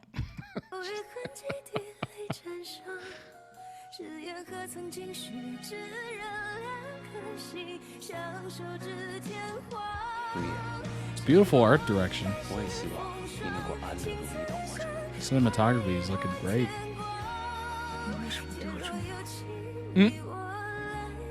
Oh my gosh, that's funny. 我再也不会遇到一个像你一样的女子，能够跟我心意相通。We need more leaves.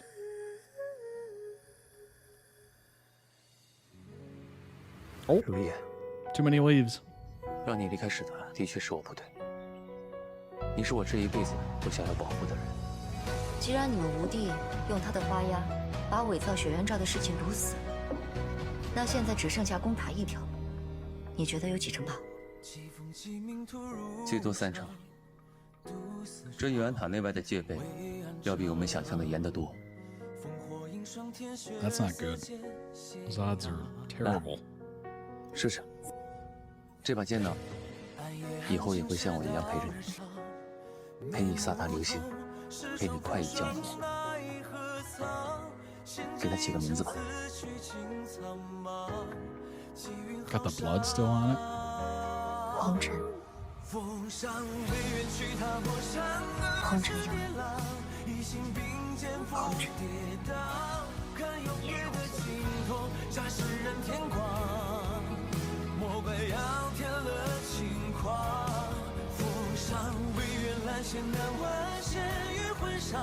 Maybe.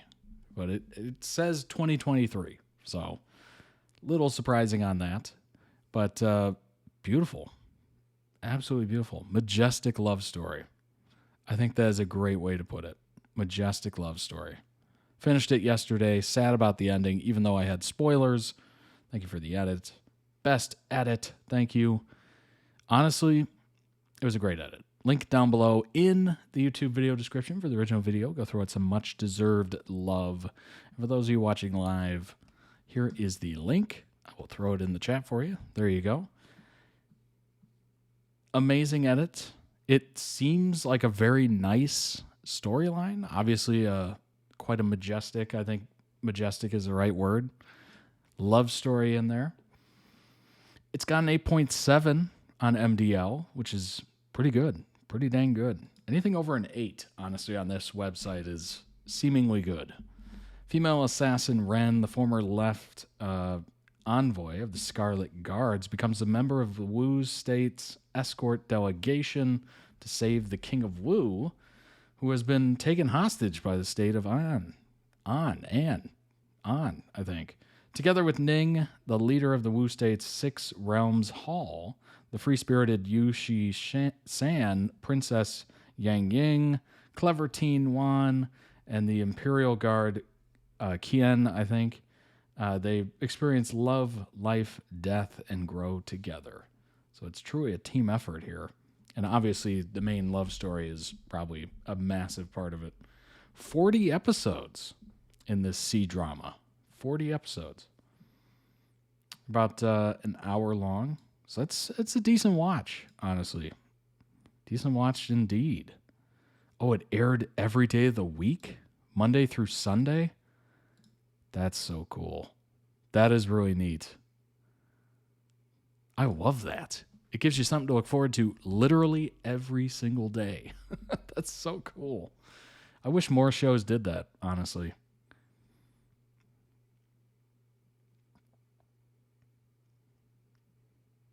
Now this is a badass female lead.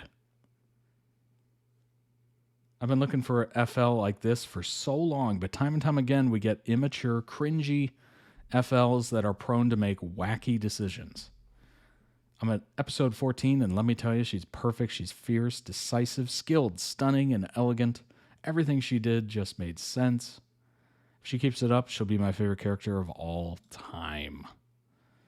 Journey through life. Many people have been saying that for them, this is the drama of the year, 2023. But for me, it has solidified its place as my favorite C-drama of all time. Let's see if we can find... The acting's phenomenal. Executed perfectly. Continuously raved about how great this drama is at fleshing out all the characters. Nice. Soundtrack in a drama could make or break it for me because of such an important role in creating the tone and emotions within the story. The soundtrack here was absolutely phenomenal. Nice. Let's see if we can find anything kind of middle of the road. I always like to look for those because it kind of gives you a an ulterior perspective, but it also, it's not like trashing it. If it's trashing it, maybe they had other preconceived notions and maybe they had other expectations. But if it's middle of the road, I think it's, they enjoyed it enough to watch it, probably, but they also have some things that could be better. So I think those are usually the better reviews. Although I will say there's a lot of high reviews here. I laughed, raged, fell in love, cried, and bawled. Now that is a full plate of emotions, isn't it? Journey to heaven, more likely. That's good. That's clever. I don't write reviews often, but in this drama, I felt the urge. This drama deserved more than a 10. But if I were to value the script itself, especially in the last 6 episodes alone, I would go less than 7. Ooh. So they weren't a fan of the last 6 episodes. Why? Plot? Question mark. Episodes 1 through 34, 10 out of 10. 35 through 39, 7 out of 10. Episode 40, the finale, 5 out of 10. Only for the acting of the cast, not for the plot or story. Ending, WTF. Oh boy. It contains spoilers, so I don't know if I should go over this too much. It has been out for 2 years, but who knows? Maybe you're waiting to get into it. But let's see if I can pick out anything that's not too crazy. Spoilery. Didn't want to see an open, ambivalent ending in the last 1 minute of the drama. Oh boy. As if the scriptwriter just wanted to force feed me the ending that made no sense considering the preview sequence of tragedy that we saw. Oh boy, it's an open ending. Most favorite couple of drama land as of now. It's impressive. Recommend everyone to see it despite the unsatisfactory and shallow ending. Ignore social media comments. This drama is worth the journey. What are the comments? Oh, it's probably about the ending. Gotcha. Gotcha.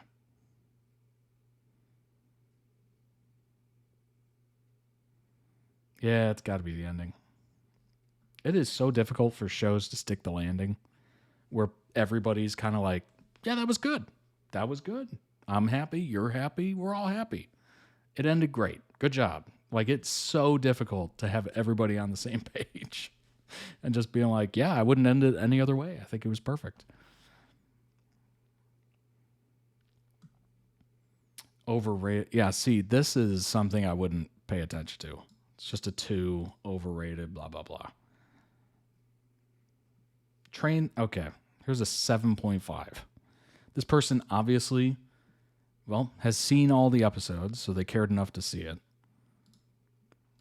And they didn't hate all of it, so they were objective in a way. I'm so conflicted writing this review. Overall, I'd say the drama made a positive impression, but felt unbalanced. So many things were done very well, but it often was at the expense of the other important stuff. The good. The message I got from this story was to find your own path to happiness and live with no regrets. I think the drama did a wonderful job conveying that. Indeed. We all have the choice to shape our lives into what we want it to be. True. Now, that being said, some early circumstances can certainly affect what you can shape your life into, or certainly your expectation of life.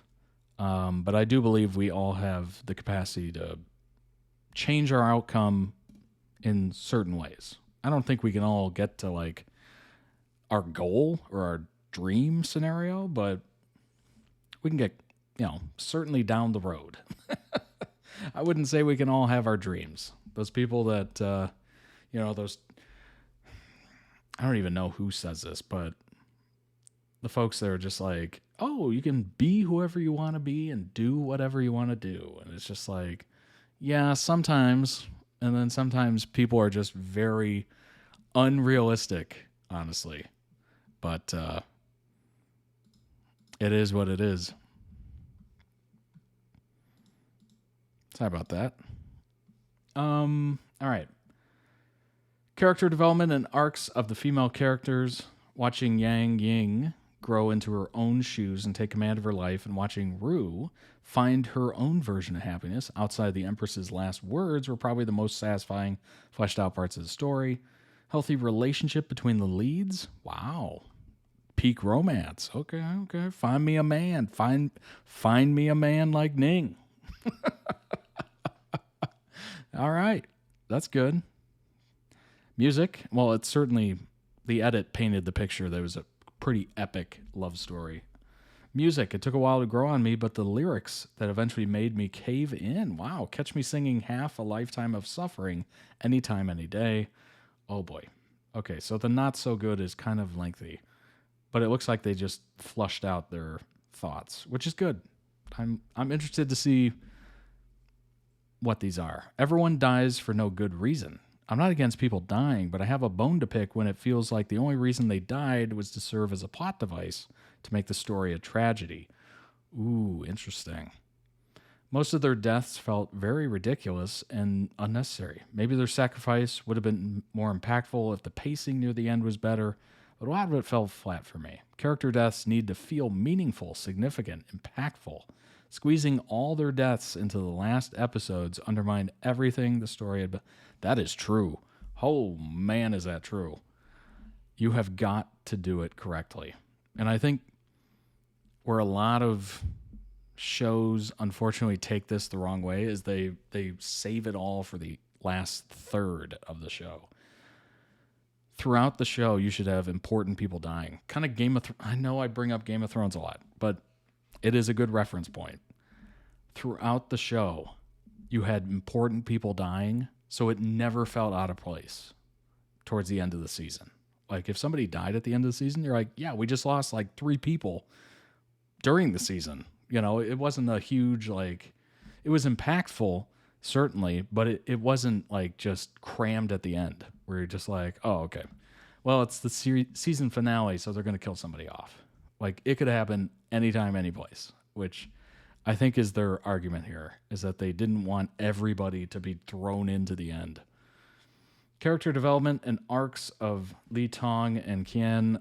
On one hand, I admire that these two mostly stayed exactly the same most of the drama. On the other hand, why? There was so much potential here. Said he was this lost, stupid little lovesick puppy until the very end. What a description. It was hard to feel for his death when he tried to kill the king 1 minute and died protecting the king 5 minutes later. Well, that is confusing. Like, so many confusing signals here. Yeah. Well, maybe they were conflicted. Maybe they were quite conflicted. Which happens. The pacing. Things were generally fine in the beginning, but man, did it go off the rails near the end. First time they did a montage of the political events, I thought I'd accidentally clicked on a trailer for the next episode. It felt like a rushed info dump. Oh no. And it happened at least 3 more times. I also feel like they could have spent more time on certain folks. Like, I know we love the main leads, but the other couples need some attention too. That's true. Felt like the writers wanted the main couple's deaths to be as dramatic as possible. Yeah, I mean, you would expect that, right? That tacky map showing their travel route. Okay, I admit, I'm nitpicky. But tell me why they couldn't have made a better map. Even a cutesy one with bouncing horses pulling the carriage would have been better.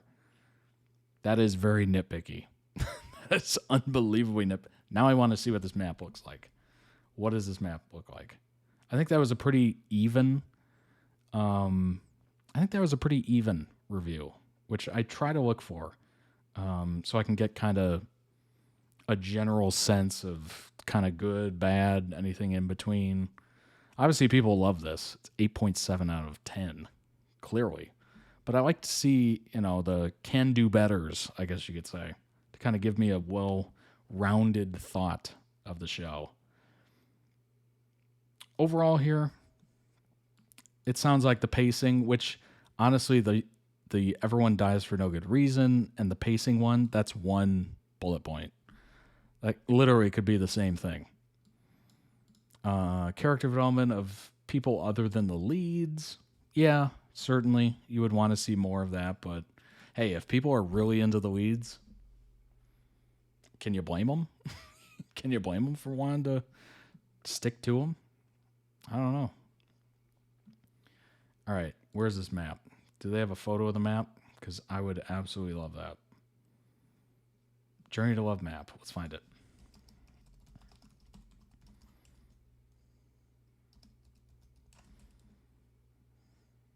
Let's find it. All right, I am going to hide that because God knows what we could find. Nope, that's not it.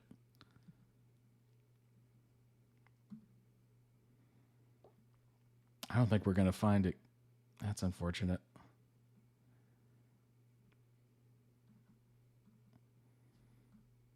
Well, it is what it is, I suppose. Yeah, we're not finding it. No worries. All right, let's look at a review here, shall we? A Journey to Love. On the upside, when show is good, it is breathtakingly cracktastic, with a fantastic OTP anchoring our story, which obviously all the reviews that we looked over pretty much mentioned that, how the main leads were just, whoa, amazing. And the OTP relationship wonderfully teased out excellent written conversations that make it easy to understand why these two people belong together. On the downside, when the show isn't at its best, it can be ungainly in its plotting and characterization, and even whiplashy sometimes, like those montages. Plus, there's that infamous ending in the mix as well. Ooh, apparently that ending got some people ruffled. That said, I do think the show's strengths outweigh the missteps. It is a worthwhile watch. There you go. I also have an alternative endpoint to suggest if you'd like to watch, but want to avoid the ending. The long verdict. Actually, let's go to the short verdict. We don't want to read a whole long verdict. I will say these reviews are generally pretty amazingly long, and they go over very detailed aspects. Stuff that was okay, the writing.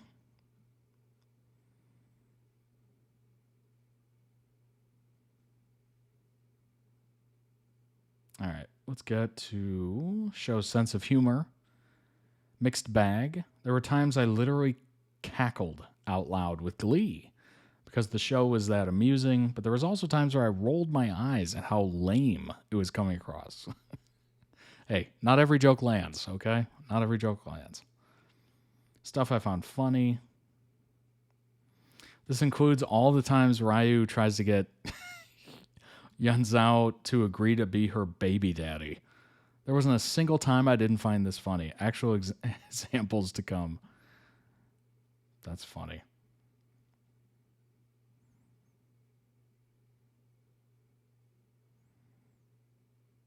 When the show is gratuitous, didn't like it very much.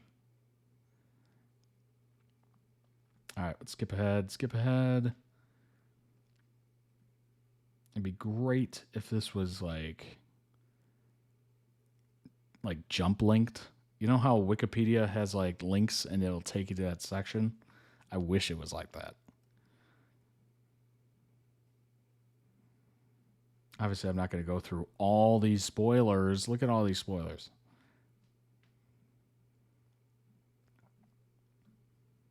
I'm looking for the short version. Where is it?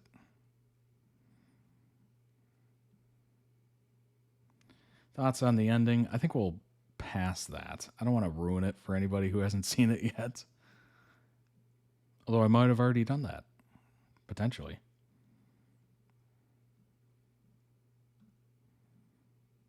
All right. Final verdict. Fantastic in stretches, yet perplexing in spots. The show is on balance solid and engaging despite what I feel is a wobbly ending. That literally lines up with that one review we read. Final grade B+. Not bad, not bad.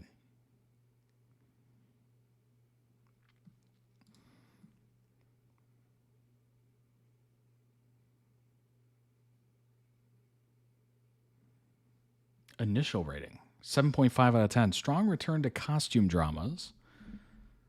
This original screenplay boasts a well-rounded group cast, subverted expectations, and thoughtful lessons. Is there any phrase more overused than subverted expectations? That phrase is just overkill, isn't it? Pacing in the middle of the drama could be improved, but overall entertaining. Final rating, 7.3, so it dropped a little. The ending suffered from problematic editing pacing. So that is confirmed as far as I'm concerned. We've seen that 3 different websites. We've seen that. Overfocus on the main romance in the midst of more impactful plot points. But overall, this was a strong drama that I thoroughly enjoyed for its immersive story, well-rounded characters, touching overarching themes. This is one of the few dramas where I felt would have benefited from more episodes rather than less. That's interesting. There's already 40 episodes, so I mean, it's more than what we usually get for some of these shows, right? Where it's like 12, and you're just like, what? 12? How do you get into anything?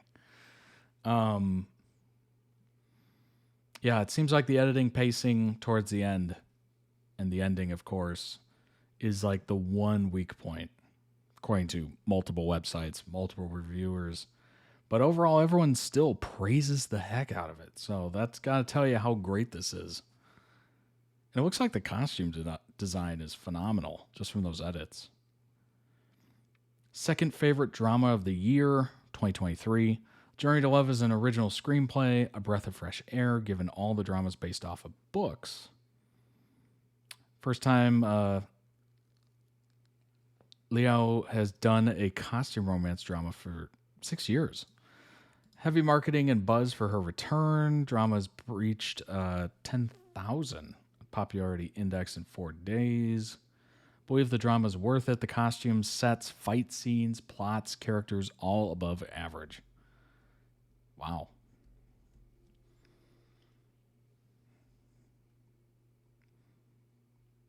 Wait a minute. What? Wait, whoa. There's been a lot of controversy around this drama for Ning's attractiveness. People think he's not very handsome. Really? This guy? Really? What? That's crazy. That is absolutely crazy. This guy. Actually, that looks like computer generated. These two are exactly the same. This guy's not. Really? What do we think? What are your thoughts? That is crazy. People think he's not very handsome. I think he's fine and not worth all the anger. People were angry? Wow. That is brutal. He doesn't market himself as the most handsome man out there. Instead, if you watch a lot of his interviews, he knows that his only strength versus others is his height, not his looks. Good grief, folks. That's what people are discussing? Oh my God. That's crazy. Oh my gosh. Like, that is brutal. That's brutal. If I'm picked for a role and people are just like, ooh, they couldn't find somebody better looking. Like, oh my gosh. That's rough. That is so rough. Oh. What could be improved is his posture. Excuse me? What do you mean his posture? Perhaps it's because of his 190 centimeter height that he hunches over a lot, but his posture is never straight, and it's quite a stark contrast versus her, who has ballet training and is straight as a board. What am I reading right now? His posture is messed up. Is that what I'm getting? Is he leaning over? Doesn't look like it.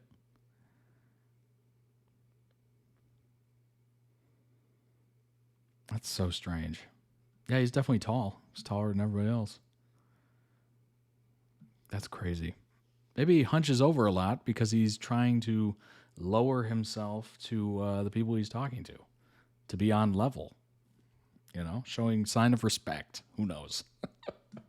Or maybe he just has bad posture. I mean, to be fair, I could be sitting up straighter. I could have my shoulders back. I could definitely have better posture. But, you know, it is what it is.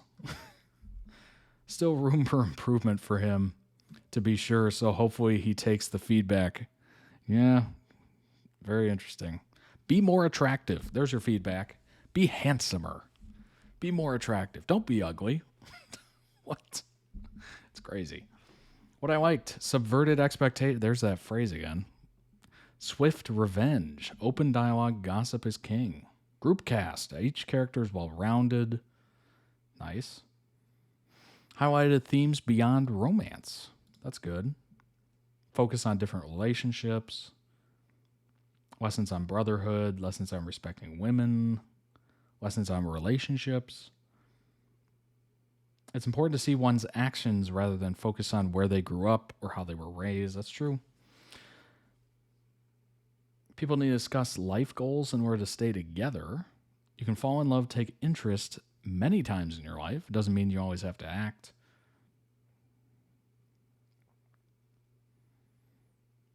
Original soundtrack, really dig in the soundtrack. Only the third drama soundtrack I'm really into this year.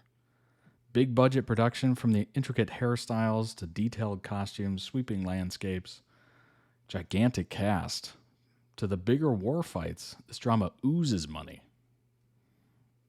What did not work?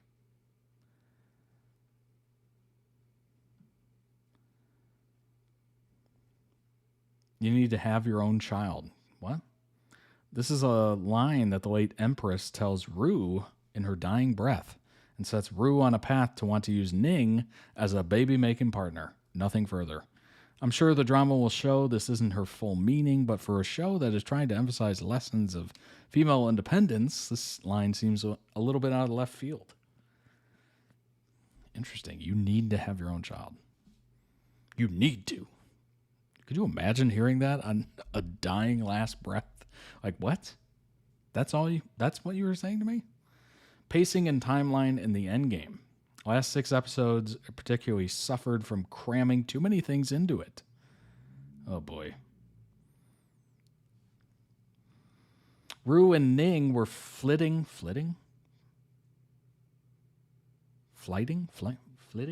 What? Around the different nations on screen in 2 seconds when the original journey took me. Oh. They were flying around to different nations and being in different nations in 2 seconds when the original journey took many episodes. This drama suffered from not being able to flesh out certain storylines near the end, which made for some plot holes. Many warfare scenes were reduced to simple narration, which I'm assuming was a result of budget constraints.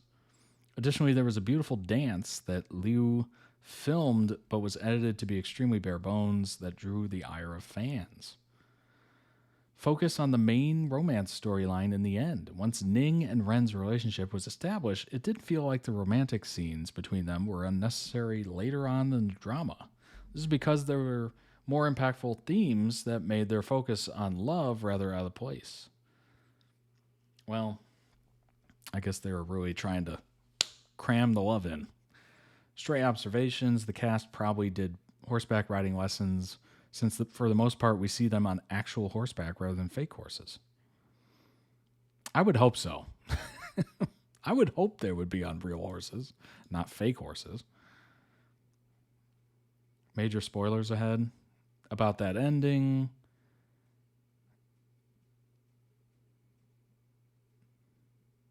Yeah, that's kind of interesting, honestly. It seems like a lot of ending and pace issues is what I'm getting, but most people loved it. And it was thought of as one of the best dramas of 2023. It looked good. The costumes looked great. I thought the cinematography looked good. Obviously, we didn't get to hear any of the humor or anything like that because it was a music video, of course. But I don't know how it integrates into that. It's tricky. It is very tricky. Sometimes the humor can be a bit off-putting.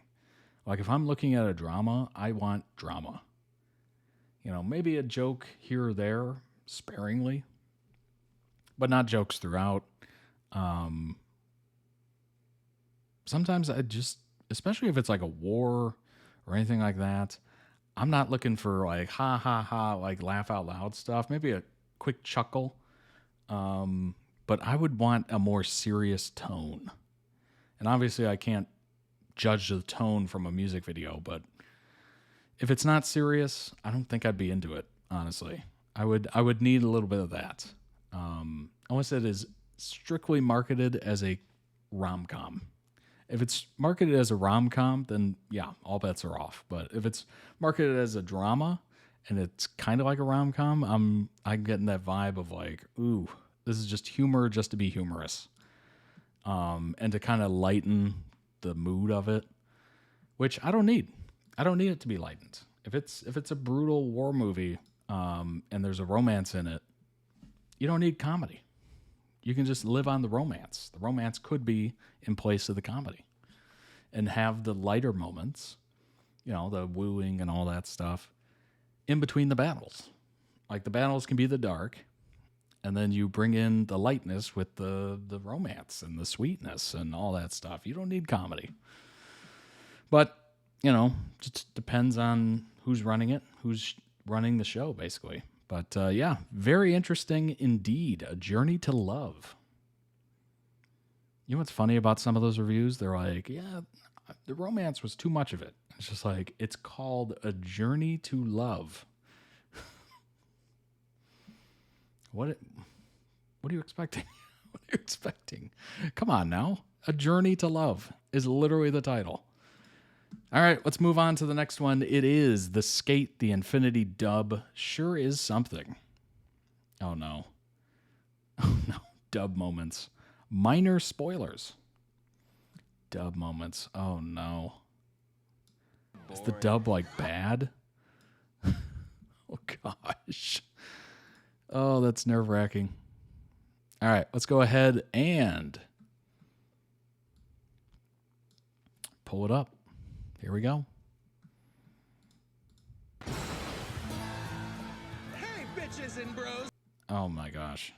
It's starting off interesting. Let's go ahead and make that full screen. I should have known that because it literally says dub. But we're learning. A little off this week. All right, here we go. Dub sure is something.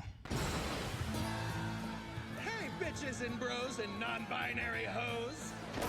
How boring. It's dangerous for kids to travel by themselves. Why don't you go with them, Jeremy? Look at sexy as always, Cherry! Over here! Joey, I need your fun! I want to rock like those abs! Cherry, you rock! Out of the way, cinnamon stick boy. I will not be insulted by a feckless ape. Why don't you cry about it? Okay, Master. You know what what? would be awesome? 3, Taking a morning bath 2, right before the race 1. tomorrow. Whatever. He's not gonna do it, though. I don't think he's smart enough to decline. The moron better! Sorry, it's a tick I have. Who's they, Shadow? Weren't you with Mia? Where is he? Did you hear that?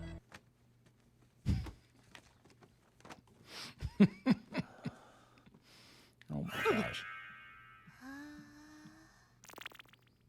Nanaka. Carla, please educate the imbecile. Joe, the imbecile, cornered at 65%. The bigger ones are faster and heavier than the smaller ones.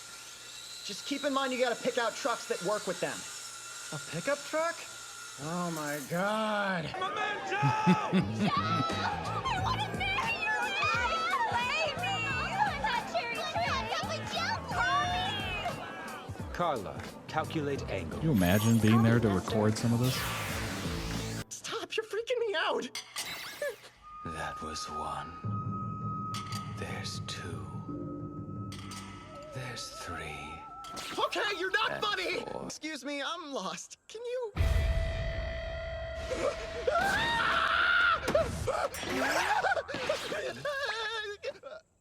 Oh my god, Lager.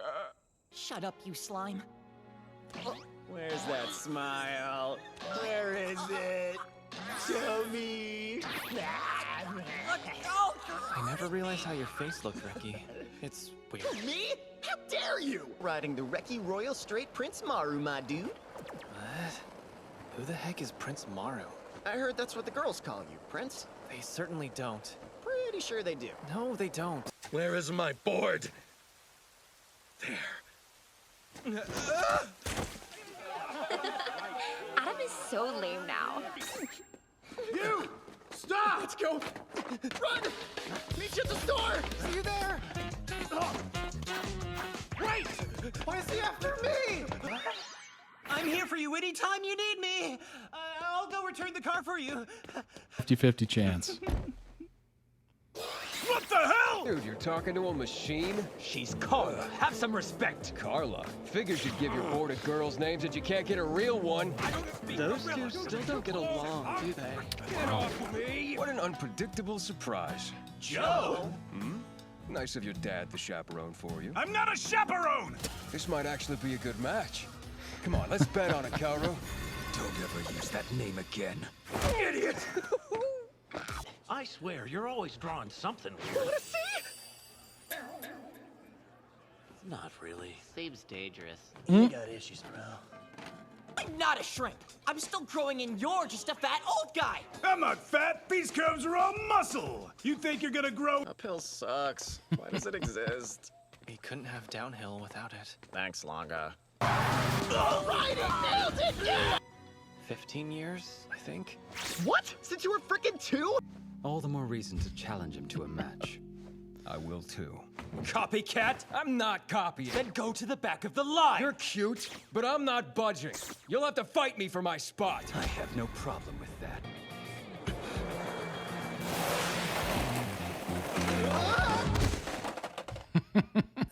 Like I care! Everything okay? Yeah, everything's awesome. I'm begging, please! Please, sir. If you don't, I'll tell that girl over there. What are you doing? Must be joking. You know, real food has nutrients too. Here. What's wrong with you? Are you trying to make me get fat? What? Real talk. Do you brush your teeth? Rude, of course I do. Salt crystal toothpaste for life. Random, but okay. I wasn't talking to you, slime. You called me a what? But whatever. At least it's not my fault you looked like a fool out there. What'd you say? He said you look cool out there. I didn't say anything like that. They serve any poutine? Grow up. I want pizza. And if the world comes crashing down and I lose this, then I'll be a dog or cat for you. Sound good? Sure, why not? I'll tell you why not! You think maybe you should ask me for... told you. 4 ramen bowls. This is an Italian joint. Just ask her some questions, you know? Like, hey girl, are you hungry? Huh? Please, Cherry! Hey! Oh, you poor dear, you must be dehydrated. Let's get you to a tree and in the shade. What's that? Oh, I know how to skateboard really well. Can you hear me now?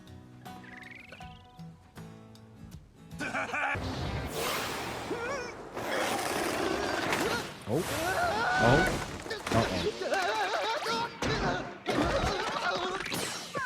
Eat later. Daddy! Mommy's mad and said if you don't come back, she'll kill you. Oh my gosh.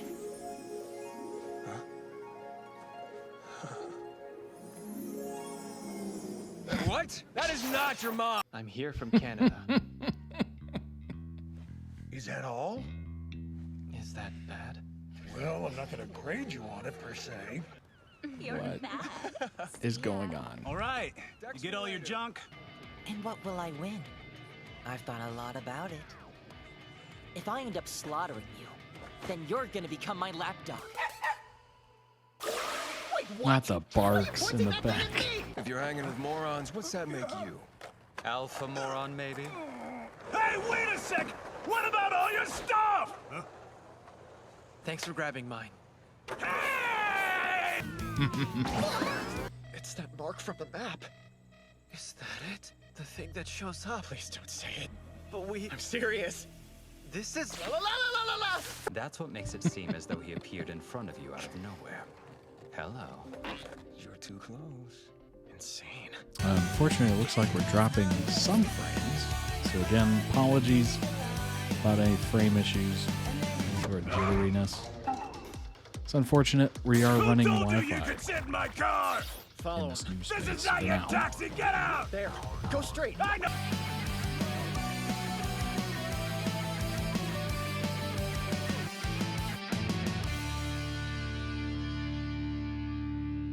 Ricky, my love. What is it that you require to turn a meal into a mouthgasm? What?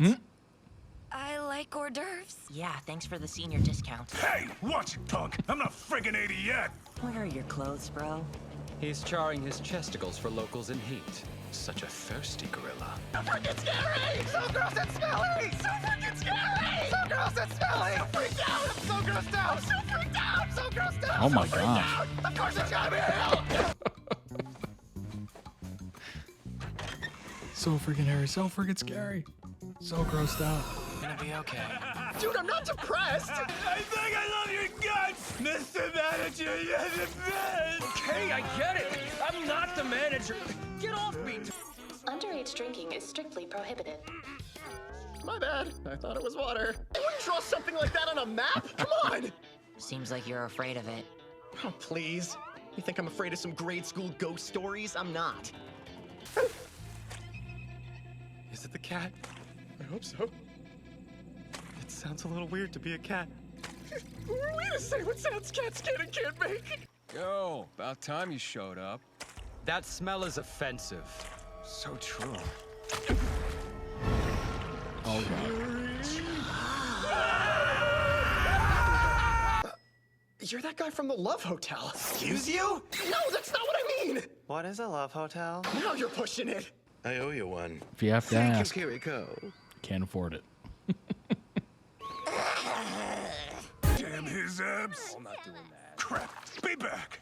Don't go over there, you'll make it worse. By doing what? Help! Joe, that old guy scares me.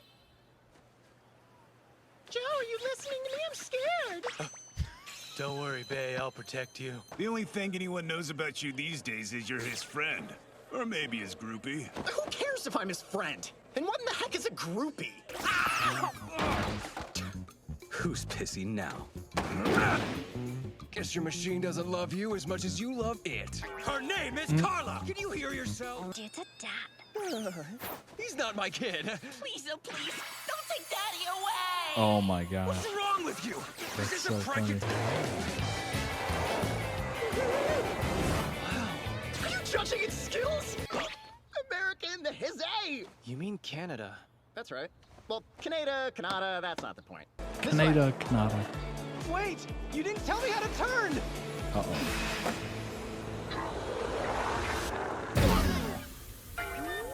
Oh, man. I'm working right now, you dimwit. So am I, douche. And it's my restaurant. I can talk to you whenever I want. Then perhaps you should post that policy outside, you dopey gorilla. Says the four-eyed food snatcher. I ordered it. You're getting this. Oh, this clumsy cow-like turtlet! What's wrong? I was just noticing all your new injuries. Wow. Yeah, I fell. The classic excuse. He's ashamed to tell me. Abuse victims always isolate and blame themselves. Oh my gosh. Jeremy, Jumping to conclusions can you here. help me out with an arrangement? Sure! Sure.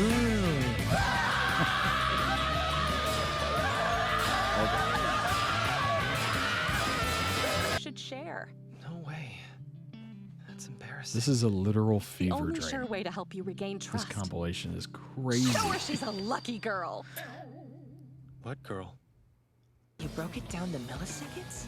Look how poor his body tilt is. I bet he's just winging it. Someone pressed you. Done. Back off, needy gorilla. You're smothering me. Huh? Where am I? It's a love hotel. Duh. Oh. Who are you?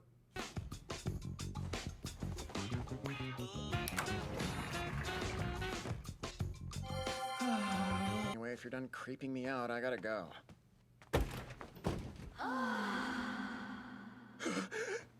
Your first time in Oh. a place like this.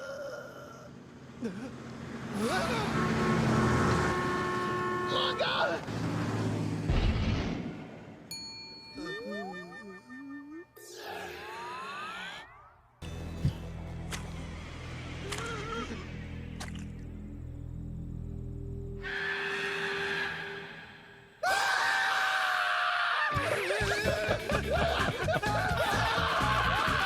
Oh my gosh.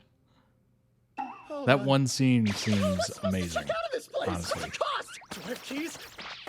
Don't leave me here!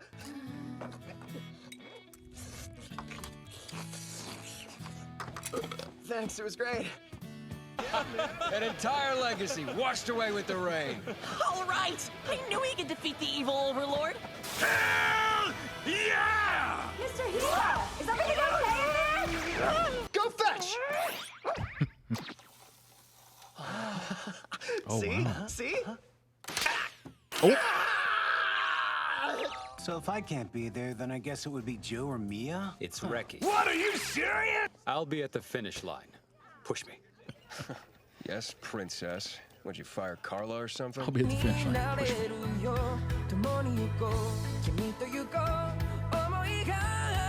Cherry が帰ってくる。急性早く。カーラ、映像止めて。止まらねえぞ。おい、スイッチとかねえのか？これかな。それともこっち。何画面撮ってんだよ。シャドウのかっこよさ、花屋の店長さんならきっと分かってくれるよね。やめてこういう時はあれだ。カーラ、リラックスするミュージックお願い。そんなので止まるわけないじゃん。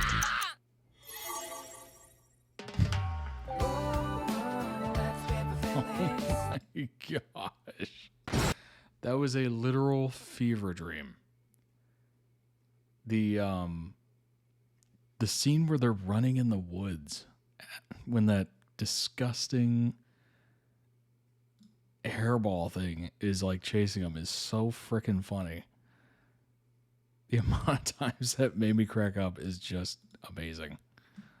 This scene. Link down below in the video description for the original video. Go throw out some much deserved love, and also check out their channel. They might have other videos that might interest you, of course.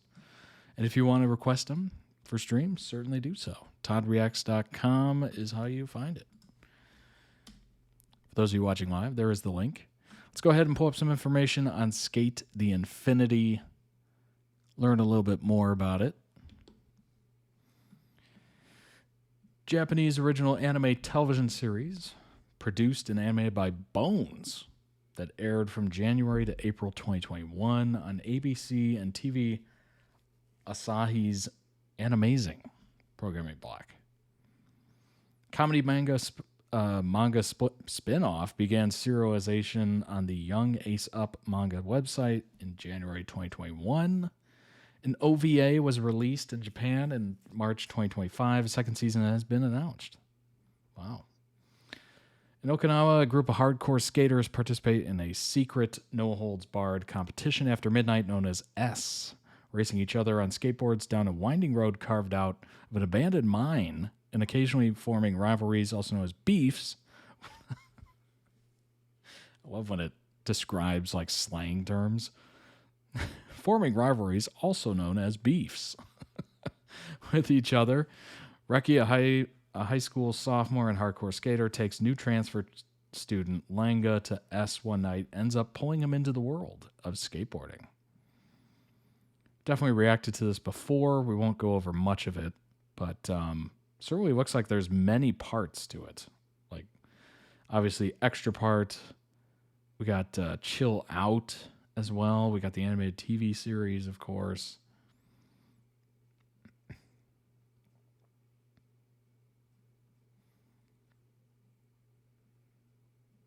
There's all the different episodes.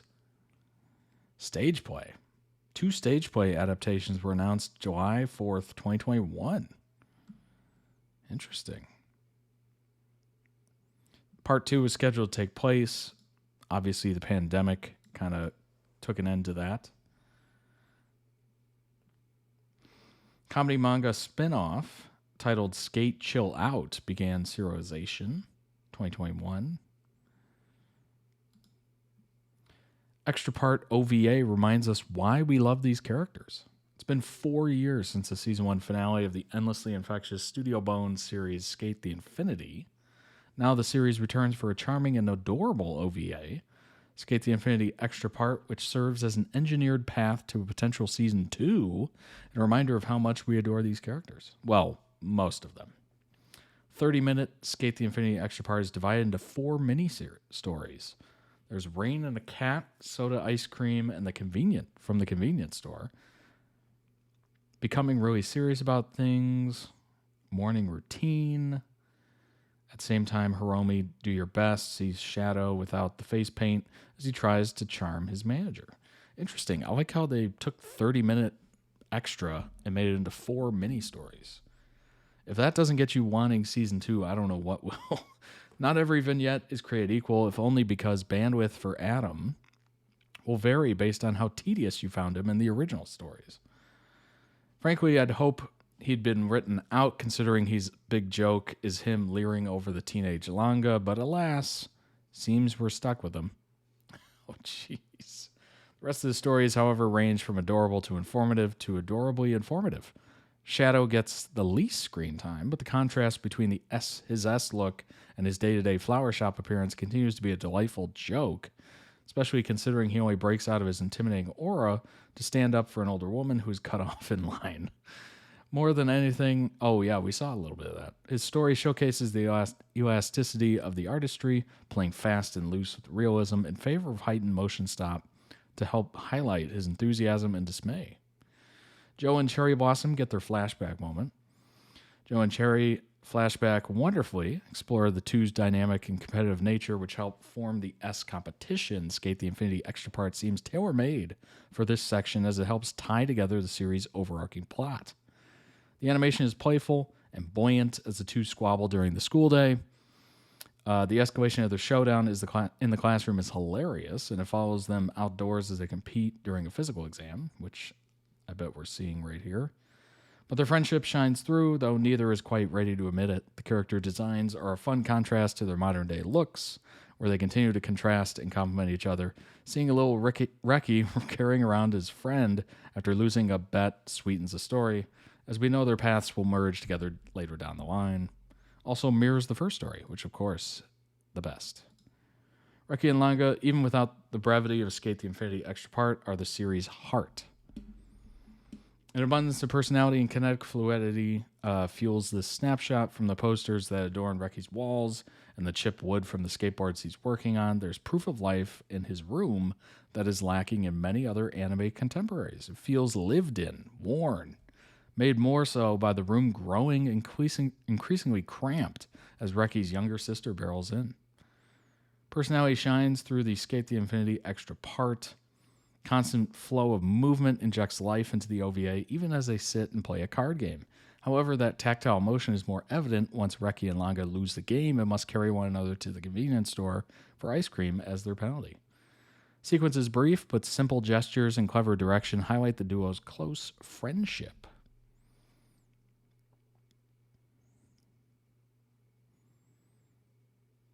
Doesn't offer greater depth to the original narrative series, but it doesn't have to. It's a delightful excuse to spend more time with these lovable characters, with understated yet striking animation that instantly, once again, draws us in.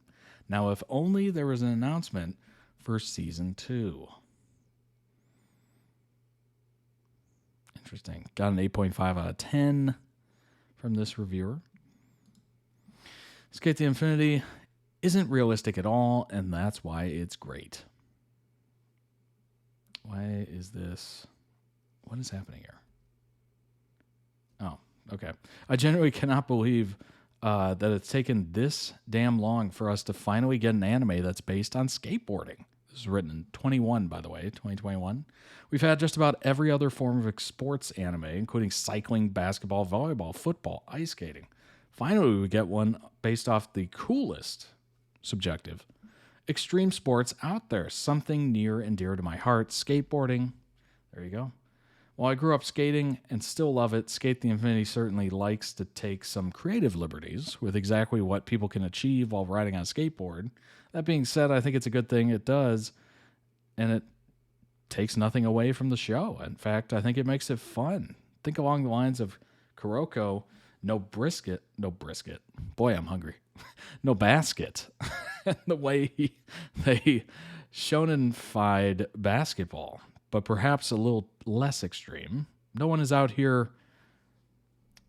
Oh my gosh. I have been trying to pronounce this word for the long. Kamehamehaing, I think, on a skateboard. What's Sk8 The Infinity all about? Of course, about skating, but that's not all. It revolves around a set of characters, two in particular, in the after-hours downhill course known as the S. S is a huge downhill circuit skaters use to settle their beefs with one another. Honestly, the best thing that I can compare the S to is one of the downhill courses in Initial D or Tokyo Drift. The two main characters involved are Reki and Langa. Reki, a young boy from Okinawa who has been skating for the majority of his life, very much feels like a representation, most of the audience who got into skating. While he may have been skating for a long time, he's by no means an absolute god at the sport. When learning a new trick, Reki takes numerous attempts, and only after failing repeatedly does he finally succeed, which is realistic. Langa, meanwhile, is the same age as Reki. However, he grew up in Canada with his mother and father, and after his father passed away, his mother decided to return to where she grew up, Okinawa. After Reki and Langa meet, we learn that Langa grew up skateboarding and was quite evidently very good at it. After finding himself wrapped up in a beef, Langa displays a rather surprising amount of talent for skating by applying everything he learned from snowboarding. His knowledge in the winter sport opens up numerous pathways and tricks that other skaters wouldn't even attempt, and it's from here that he begins to fall in love with the skateboard. Legendary skater Adam, also known as the Matador of Love, and the founder of the S, takes an interest in Langa and his unique way of skating. From here, the story of Sk8 begins to unfold as Adam's presence ignites a competitive spirit in numerous big-name skaters. Completely unrealistic, and that's fine. As I mentioned earlier, the series runs along similar lines to Kuroko no Basket in the way it exaggerates what's really possible when riding a skateboard. Combines the numerous forms of skating, such as street skating along with downhill longboard skating. If you ever watched downhill skating, then I'm sure you can recognize just how absurd some of the turns that Langa performs in the first couple episodes are. Is this exaggeration on reality an issue, though? Absolutely not. Well, I do think real-life skating is a unique sport filled with individual personality and style within the realm of anime. It's extremely cool to watch all these characters who have very styled very varied styles skate in their own distinct ways. Then you have a character like Adam who's completely over the top and absurd to the absolute maximum level. This man manages to turn on a dime during a downhill race and instantly begin to accelerate uphill. Ridiculous, I know. That's funny. Honestly, it's not even about that, really. I mean, what you want is skills that take the shape of an anime, right? Animes are known for exaggeration. The facial expressions, the fight sequences, the emotion, the anger. Like, everything is just turned up to 10, basically, from everything I've seen. And, yeah, you would expect that there would be some wacky, non-realistic moves made. But it just kind of adds to the craziness. It adds to the story, frankly. And it feels more real. If you think about it, the anime feels more real if they're exaggerated. If they were normal and they were doing normal things, you'd be like, I mean, this could just be, people just doing it, like live action. Like they could just turn this into a movie real quick with actors and whatnot. But no, what makes anime kind of special, at least from my point of view, from what I've seen, is that it's exaggerated. You can do things in anime that you can't do in real life. And that kind of makes it cool. Well, it does make it cool. And it makes it, its own thing. It lends itself to, not doing live action remakes of it because you can't do it without CGI. And even then, the CGI is just kind of meh. Not great. Sk8 The Infinity confirmed for another season 8 months ago. It's in production apparently, but just taking a while, which makes sense given it's an anime original and doesn't have a manga to work from. There's an OVA extra part coming soon in March 2025, which has already arrived. So hopefully we'll hear more about Season 2 after that. Praying it won't get canceled. March 19th to be precise. Season 2 and OVA were announced back in 2022. As for when, no dates yet. OVA is first. Studio Bones seems passionate about Sk8, but they also have other projects in the works. OVA is a release date. Yep. Season 2 is still in development. There you go. When was this? 2022. Anime is set to come back with a new OVA and a second season, with the main staff returning at anime productions house Bones. There you go. I think that tells you. It is coming back, but when? It's in production. Most likely we'll get a date after the OVA drops, but who knows? It's been three years since it was announced that another season's on the way. Well, yeah. These things don't just fall out of the tree. You got to come up with a story. Got to make it a good story. It's got to be worthy, right? The last thing you want is them to just, oh, yeah, we released the first one, and then you're just like, oh, yeah, Season 2 will be here in a couple months. It's just like, okay. Can we take a little longer? Let's let it cook just a little bit longer. 3 years is a long time, but what is this, South Park? You don't need to churn it out every week. You don't need to do a 30-minute episode in 6 days or whatever. Like, give it some time, let them think about it, make the story great, make the second season good. We've had enough terrible sequels and prequels and all that stuff. We don't need it. So if you're a big fan of Sk8 The Infinity, I think, just be patient. Be patient. Hope for the best. If it's taken this long, obviously they care about it. So that's a good thing. That is a very good thing. Look at Grand Theft Auto 6. Think of the patience. It is hopefully worth it. Hopefully worth it. But let's go ahead and move on to the last video reaction. Member requested video reaction for the week. To kick off your week, it is Monday. What day is it? I don't know. I'll be honest. The days have kind of blended. It has been a very tiring, hot, just brutal weekend. Brutal. Moving boxes and lifting things and putting them down and lifting things and stairs and Oh my gosh. It's never easy when the weekend is hard because then you get no rest and then you're right back into the work week or school week or whatever you're doing. Like, it is just brutal, isn't it? But yeah, let's go ahead and pull this one up. It is Love You 7 Times. I've never heard of this. It's on a website that I don't think I've used at all, but hopefully it works. But let's go ahead and, you know what? Let me make sure if there's closed captioning, I want to be able to see it. Oh, there is. Okay. So we'll change this a little bit so we don't cut any of it off, miss it, etc.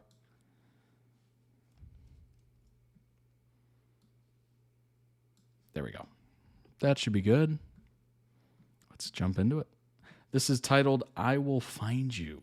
It's from Love You 7 Times. 秋空，兄长现在就抹去你这段痛苦的记忆。姻缘阁的人来晨星台做什么？差点触碰到仙君的神颜，是因为小仙觉得仙君有些熟悉，有些久别重逢的感觉。熟悉？除了丽琴姐，只有一个方法能解开你二人其中一个人生寂灭，魂飞魄散。这难道是 It looks beautiful. 我丽姐变成了一只老虎？ Okay, that 仙君莫怕，小仙定会誓死保护好仙君的。走开！从今往后，你便是本座的历劫仙女。我与那小仙还有6段情缘，若此方法真能帮助我修复元神，神谕所言沧海复生，6界危局或许可解。此番历劫为凡人，按天规要喝忘川水，此药名为忘川秘。要不小仙就先跳为敬了。还不下来？道心，你我青梅竹马一起长大，总是跟在你身后。希望有朝一日能够成为那个和你并肩同行，甚至照顾你、保护你的人。你这辈子一定要长命百岁呀！我保护你还来不及呢。过去我的人生有你，所以未来的也希望你有什么，绝不能将相濡以沫这种事为着。小云，对不起。陆长空，你别忘了，我们拉过钩的。你绝不能死，陆长空，你不应该来的。如果不来，他还是会此生。Wait a minute. So she took the anti-memory, memory erasing water drink and pulled him into that realm or world or whatever. So he knows of her and has all his memories, and she is completely wiped. What? 现在的生命永恒，不懂生离之苦，不明死别之痛。我有你送给我的长命玉，我们约定过的，我不会死的。我用仙家的理性来看，这不过是一场普通的情劫，无甚感伤。小月，相信我。但于凡人而言，没了就是什么都没了。直到今日，我才明白，原来世间情爱真的能叫人生死相许。此生尽，便是永生尽。我不想让你消失，我想让陆长空消失。我不会消失，因为陆长空存在，只要有人记得你，就不会消失。你看那颗最亮的星，是占星，是你。特别明月。圣灵教对于我来说就像家一样，我喜欢这里的生活，我也喜欢师傅。那小翔希望师傅的心疾可以痊愈。你这是干什么？我最喜欢的人还是师傅。师傅不是答应过小翔，要一直跟小翔在一起吗？师傅是说万一师傅不会的，小翔会一直陪着师傅的，我们一直在一起。为师不喜欢学。为什么呀？有些人一旦在学里闭了眼，就再也不会睁开了。那你答应为师，一定要好好活着，不管发生任何事。生有玲珑心之人，心脏只有常人的1半大小，虽然拥有天生神力，却寿数极短。唯一治愈之法便是获得另一颗玲珑心，然则受限颇多，须得对方真心倾慕，甘愿献心。师傅，小象愿意把心给你，你要吗？那师傅愿意把心给小象吗？我怎么可能会把心给你？This might be the most romantic, beautiful writing I've ever. This is unbelievable. Oh my god. 这一次就当是本座还是树精经历了3死，本座想知道的是，作为祥云仙子，对触空贤君是怎样一份感情呢？本座触空以麒麟族之名，照战星元神之力，护我所爱之人。护神咒失败了，好像每次分别啊，都是喝酒和赏月。对啊，你是陆长空的时候就喜欢这样。我记得曾经有人说过，他不是陆长空，但我知道，陆长空是你的一部分。我明知道只是历劫，即便你战死沙场，触空也不过是回到了仙界。可是为什么我还是这么舍不得？我等你回来。触空，这一次我必须先走一步，你一定要好好的活下去。小云，我只能帮你到这儿了。仙君，我求你，你们不要离开我，好不好？本座答应你，绝对不会离开你的。Boy, the realm, 你可曾还记得 realm 本座跟你说过你我同源元神的事？当然记得。马上我们就会回到3万年前，我们一定会找到所有真相的。这是何物啊？这是千丝眼。千丝眼把你和有情人绑在一起，就会生生世世都不分开。你可是我的救命恩人啊！只是仙友不是说过，这世上能伤你的人寥寥无几，像仙友这般法力高强之人，又怎会留下踪迹，让人跟踪到此？咱俩就是天生一对，才不是管什么别的事呢。是啊，谁让我就喜欢这样从天而降、英雄救美的少年郎呢？才不管你是什么身份、什么来历。我喜欢的也是你这个鬼灵精的家伙啊！我不管你是上古神女，还是一个小花精，我就是喜欢你。万千红尘，我一直在找一个人，现在我觉得自己找到了。我从第一次见到你的时候，我就觉得我们好像认识许久许久了。我这一生 We're drowning in adorable. 朝朝暮暮，永不分离。从今往后，千年万年，永生永世，无论发生什么，我们都要一直在一起。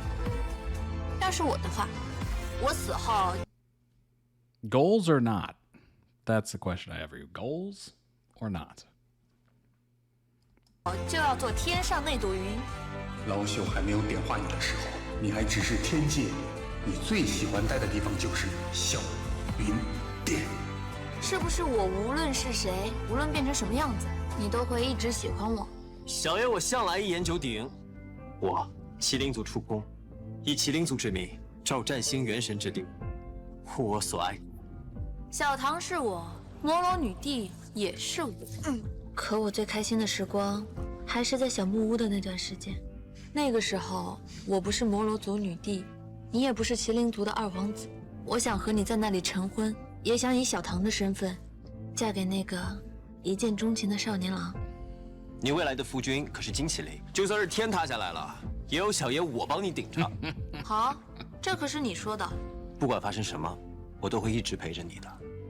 天降神谕说，摩罗女帝将会入魔灭世，只有我死，才能让明月的力量永远消失。这是千丝影，我往这里面注入了我的一丝元神之力。小唐，你做啥事儿啊？不管你到哪儿，我都能找到你。主公，你要好好活着，活着才有希望。那我也加入一丝我的元神，这样的话，下辈子、下下辈子、下下下辈子，你都能找到我。说过要跟我白头偕老的。执子之手，与子偕老。你答应过我的。对不起，这次我又骗你了，这也是最后一次。原来这就是我们的宿命。这就是3万年前的真相。每次我都被你扭曲记忆，被迫陷入这无尽的循环之中。你说我们的缘分从3万年前便结下，还是因为情节？可我现在想来，竟不知缘从何起。无论是现在，还是3万年前，我注定都会找到你啊！你千丝影未断，他便没有死。我打算先去寻找触空的下落。祥云，拜见了。哪儿来的妖女，污了本王的眼？我是故意装作不认识你的，而想要修炼妖王之力，必须通过狂龙的考验，做到断情绝爱。唯有拿到妖王之力，才可以利用妖王之力顺利进入无界。只有进入无界，才能把你的沧海之力取回来。你为什么非要一个人扛下这一切？此事我不能胜败。我也会想办法让你想起来，朝朝暮暮，永不分离。这是你对我说的。楚空，我不会让你忘记我。你真的没有忘了我？我就算是忘了我自己，我也不会再忘了你。你是成我古灵精怪的小仙女，是圣女角天真烂漫的小小，是齐国最果敢无畏的祥云公主，是3万年前与我定下白首之约的沧海美帝，也是姻缘阁没大没小的福缘仙子祥云。楚空，你能不能答应我？不管怎么样，你都不能丢下我一个人。说好一起白头到老，我曾是怕你一个人不留在这个世上。六界苍生不忍重留，但你帝君不可，我不会让你跟他走。一样重要。你是选择杀了自己至真至爱的人，还是为了他征服于我的脚下？我还有第3种选择，孤身找一生只护一个人，我做到了。这是你亲口承诺我的，我们还要天长地久的厮守。当然没有啊，只可惜没办法陪你到老了。不过你说我呢，如果你死了，你想变成一朵无忧无虑的云，我比你更狠心一点。我想要变成这了解的山川河流，幸福无边，从此以后自由自在。我被时常会做梦，这个梦很神奇，虽很陌生，却又很真切。原来这一切都不是梦，而是我们曾经经历的一切。无论你在哪里，在过去还是未来，这一次没有事谁梦，我都会找到你。Oh my gosh. What the...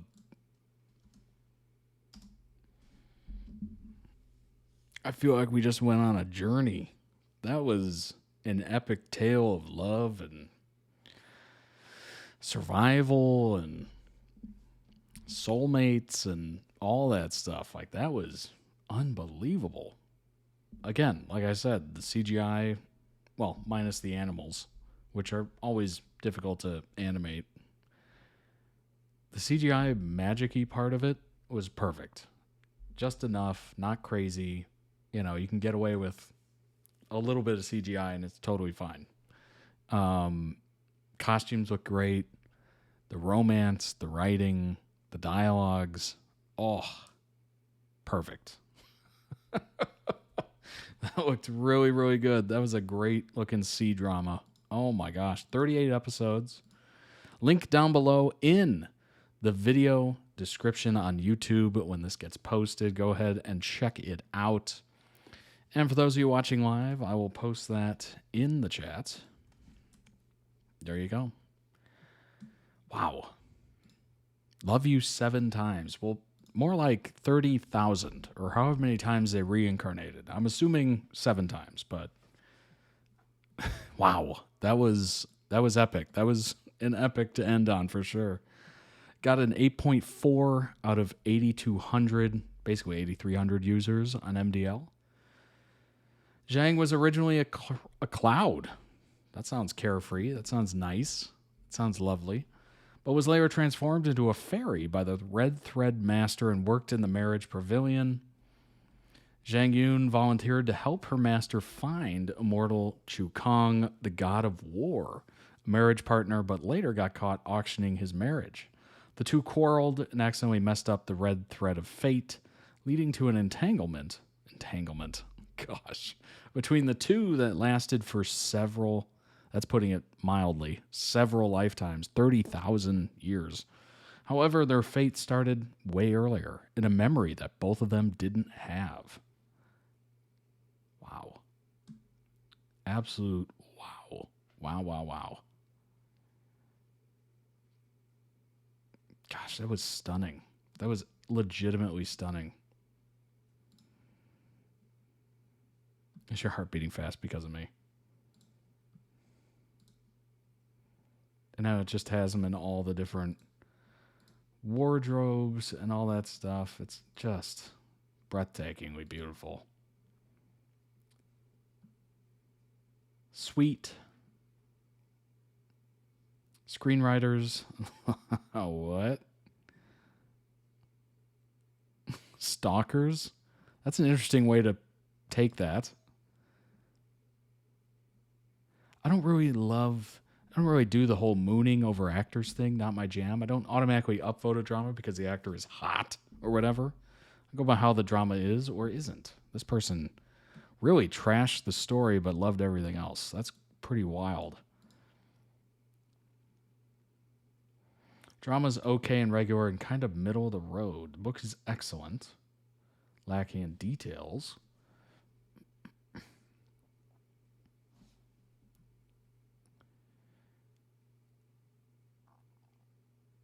Mostly skipped through the whole banished clan thing. Boy, if you're skipping sections at a time, just don't even watch it. Like, what? Why would you waste your time? The writing was meh for me. I mean, if you take it separate from the book, it's running 3 to 4. It's really, really creepy that the screenwriter wants so hard to redeem stalkers this much. Trying so hard to redeem stalkers from the book and then try to redeem them in the drama. No one wants that. When I felt from the screenwriters throughout was that they were constrained a bit by budget, but they also lacked confidence to make the bolder decisions. What are they even talking about? Like, what is this? Huh?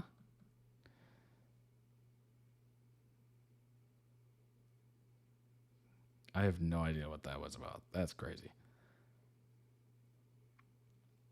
Really beautiful drama, lots of fun, little touch of anguish, deep stories. Not a cliche costume drama. Special effects in the drama are truly astounding. I would agree. Although some of the animals look, yeah, it is what it is. Enveloping the audience in an atmosphere so realistic that it feels as though they are part of the scene. Meticulous attention to detail extends even further into a visual spectacle. Colors were great, bold. Textures, materials have all been chosen to reflect the theme and mood of the film, series, creating a harmonious and visually pleasing experience. What sets the drama apart even more are the unexpected and unconventional plot twists. Interesting.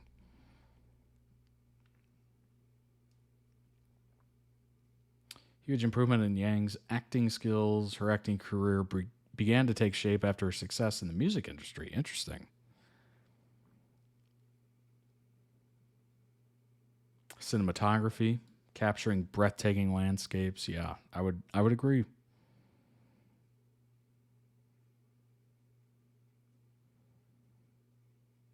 Yeah, I mean, it looks stunning. It definitely does. And obviously the love dialogue is top tier. Top tier. Seems lovely.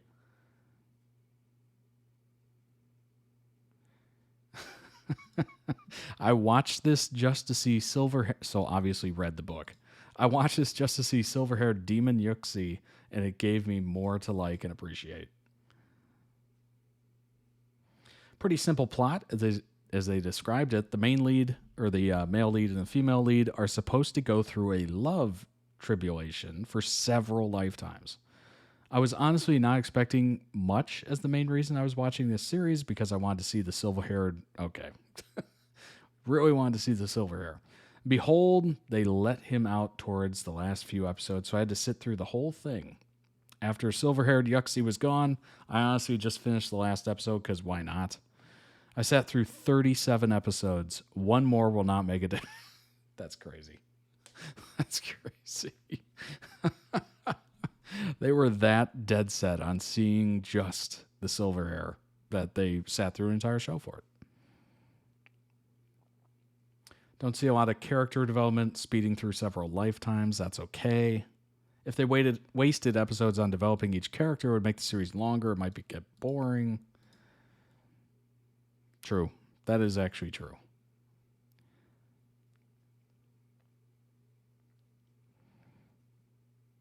I don't like...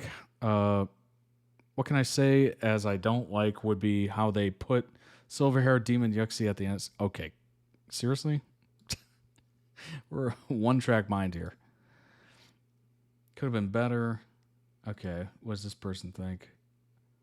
It's about two people falling in love in seven lifetimes. Due to this, I expected for their love story to be a grand, great love story. I mean, it seemed like it in the edit, certainly. I feel like the only time they were able to showcase this was during their second tribulation, where Zhang ended up dying by an arrow. Another time was also when they showed how Chukong and Kang fell in love 30,000 years ago. Not that the actors' acting was bad or anything. I just feel that they lack the type of director who can push them to do more. I can also sense that the actor who played Hokshan, the evil older brother, was confused with this character. Overall, they lack proper direction. Okay.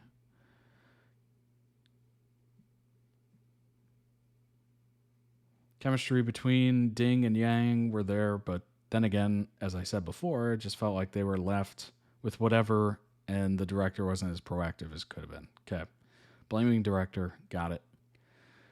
This is my first Ding costume drama. Not only we got one, but 7 different looks. This boy got it going on for him. Okay, moving on. Come on now. The last episode wrapped things up really well. That's good. That's good to hear. Wow. And the ending is their 7th lifetime. It was beautifully done. I shed tears. Okay. That is effective. Wasted opportunity. C-drama could have been spectacular. It had a good start. That's all. After the 3rd story, it went downward spiral. It was so difficult to finish watching this. Force myself for the sake of it. The leads had potential. I read that the female lead was heavily criticized for her acting. Bruh. She was decent enough for me. She's beautiful. Her voice is not irritating or monotonous. Oh my gosh. That's very low standards there. Come on, there are worse actresses out there. I want to give her a chance and see her grow. I saw the harsh comments online against the FL, and it translates to me that a lot of people are just jealous of her. Okay. As for the ML, it's my first time watching him. He's okay. I can watch him again. Another thing I read that the FL and ML are close friends in real life. That didn't work to their advantage. Their chemistry was so, a bit lacking. They look good together. They both have pretty faces. But whenever there's a romantic scene, especially a kissing scene, something's amiss. Ooh. Like I feel that they are so respectful of each other that they don't want to cross a line. It cannot convince me that they want to actually do it and enjoy it. Unsatisfying. Interesting. Can friend actors ever play love interests, or will the chemistry always be weird? That's an interesting thought, isn't it? The script was bad, draggy, repetitive plot, tried to be suspenseful but failed, tried to be romantic but failed. The costumes were amazing though. I don't know. Well, judging by the edit I just reacted to, it looks phenomenal. Their chemistry looks good. I don't know. It just it's one of those things where you read reviews and you're just like, oh, man, you don't know what to trust. You don't know what to trust. Do I trust my own eyes? That, of course, that compilation has been edited and, they could write any narrative they want and I just kind of believe it. And then I read some of these and I'm like, some are overly positive. Some are somewhat critical positive. And then some are just nonsense because it's just all negative. I don't think I've ever seen anything where it's been all negative. There's always positives to some things. To most things, actually. Well written, best costume drama of 2023. See? Then you got that. Top-notch story aesthetics. Whoa, my words aren't working. Unlimited flow of scripts and super sweet light comedy. There was comedy in that? What? Is this another one of those dramas where it's like comedic drama? Is this a rom-com? Is this what this is? Or is there just tiny touches of comedy? Really like the plot. The whole premise of having to undergo 7 love tribulations with an almost stranger is interesting. The lives, too, so far, have been interesting as well.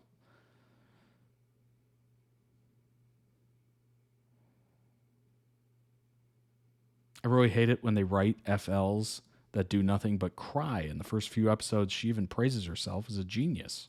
Stupid people who don't know they're stupid are the worst. Oh my gosh. What?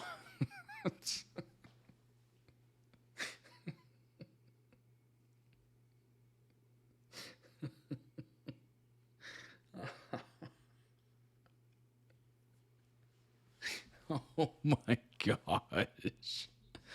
Wow. Stupid people who don't know they're stupid are the worst. Well, there you go.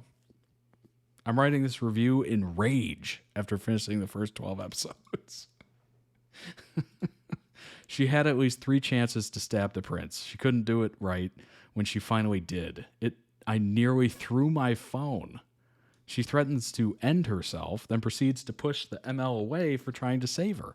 Not to mention the fact that they're all in that situation because she decided to try and be self-sacrificial for nothing. She went in as a glorified hostage and didn't even exchange her parents' lives for it. Didn't even end the person who indirectly forced them to take their own lives. Just sat on her little safe pedestal and did absolutely nothing. Girl, what value do you bring to anyone at this point? Just extra motivation for the ML to get himself ended for you. My goodness, his one wish was to marry you, and you gave the evil person just like that? Imagine someone going, I ended everyone you love, so you will only love me. And the girl going, yes, you killed all my loved ones, but I will give you your wish anyway? Rant end. Wow. That is, I've been there. I honestly can't even poke fun at this review. Like, I've literally been there. I went off on Superman. I went off on No Time to Die. What was that Bond film name? I've tried to forget it, honestly. Tried to forget it. That said, the music is 100 out of 10. The CGI and costume designers did an amazing job. One of the prettiest CGI sets I've ever seen. I want it as my desktop wallpaper. Yeah, that's true. It looked really amazing. Like, you can tell they worked on it and actually cared about it. Edit after watching it in full. Okay, here we go. Cooler heads prevailed, I see.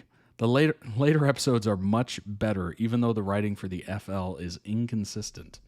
Her personality changes throughout each of her lives, while Chu Kong's doesn't, even through the memory losses. The villain was also very one-dimensional. It wasn't a complex character. Otherwise, I really like the FL as Kang Hai. Oh, progress. She was a badass who knew what she wanted and went for it. I think apart from the second life, the subsequent scenarios weren't too bad. Hey, improvement. We love it. It is still a casual watch for me. I will 10 out of 10 go back for the beautiful CGI scenery and OST moments. The funny bits were also quite well written. The actors and actresses did a really good job. My favorite's the third life. Interesting. So skip the second, enjoy everything else. That's basically it.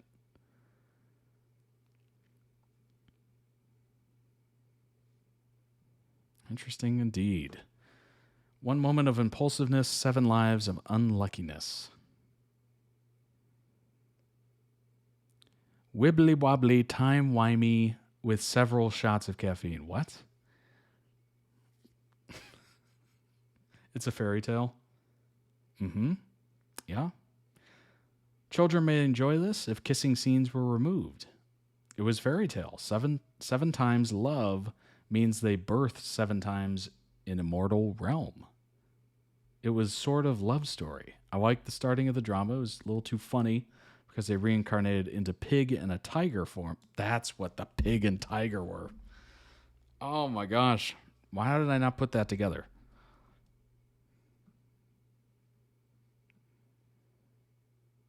Good drama, great show, captivating leads. Pairing is the best thing, but hey, it's a romance story at the end of the day.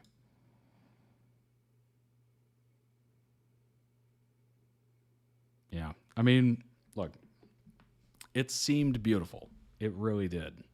From the edit that we watched and reacted to, it looked like epic. Like the dialogue, the writing is there. Whether it drags, whether it, has other issues or anything like that, I have no idea. No idea. I'm just going off of, these other opinions, which some of them might be honest, some of them might not. You never know.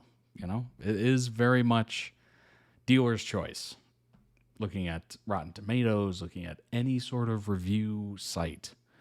And, as I always say, you have to watch it yourself.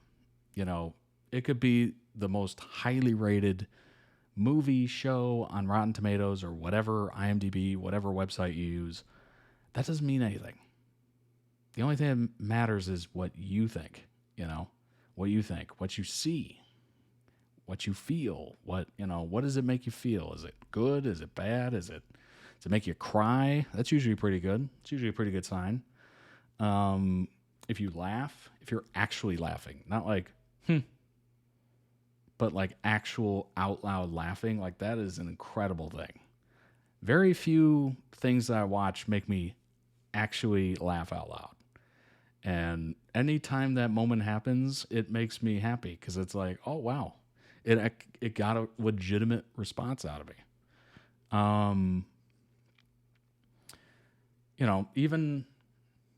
Even when it's so highly rated or it doesn't, or you know what, even when it's lowly rated, I say still watch it because you never know. I watched the movie Gigli, which has literally the worst of the worst. You know what? A new one that came out with, oh gosh, what is it? Let me look this up real quick. I believe it's, yeah. Oh gosh. All right. It's called War of the Worlds. It's got Ice Cube in it. Came out this year. Look at that. Look at this rating. 4% of 45 critics. 21% of 2,500 audience. Do you think this sways me at all? It does. It means I want to see it. I want to see this movie. I want to see if it's this bad as everyone says it is. Will I find positives? Potentially. Will it be this bad? Also potential. Certainly, I would lean in the realm of it's probably terrible. But I want to see it with my own eyes. I want to know if it's this bad. Or is it going to find, some positives to it? Like I mentioned, this movie is just, it was known as one of the worst movies ever. I think War of the Worlds is actually going to beat it. I mean, look at this, 6% out of 185 reviews, top critics, 2%. 2.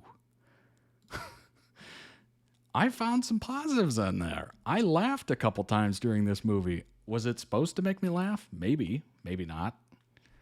But there was some moments where I was like, this isn't the worst movie ever. Like I'm sure there's some movie out there that I would see and I would just be like, this is horrendous. Like, I don't know who would ever see this, why they made this, that kind of thing. Like, clearly this was in the realm of, Jennifer Lopez and Ben Affleck right when they were, what were they, Benifer or whatever? They were referred to as Benifer. This was in that realm, and it's literally 2 hours long. What? That should be 90 at max. But there were some redeeming qualities. I was able to find them. I chuckled even. Like, I actually chuckled. Bizarre and clumsily plotted, Gigli is a mess. As for its stars, lack chemistry, which is hilarious because they're literally have been married. Serious problem is the script.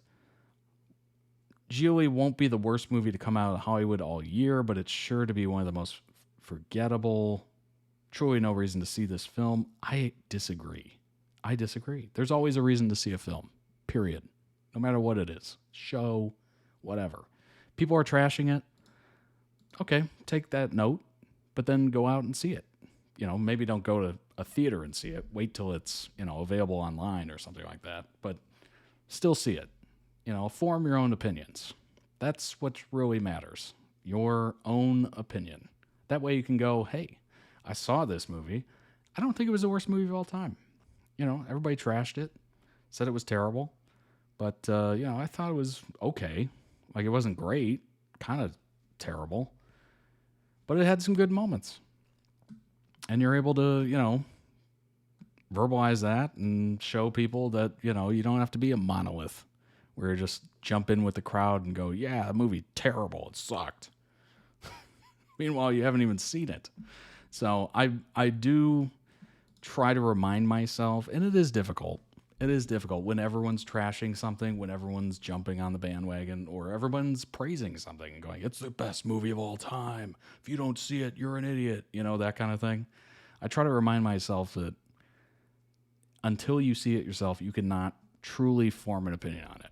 You do not know for sure.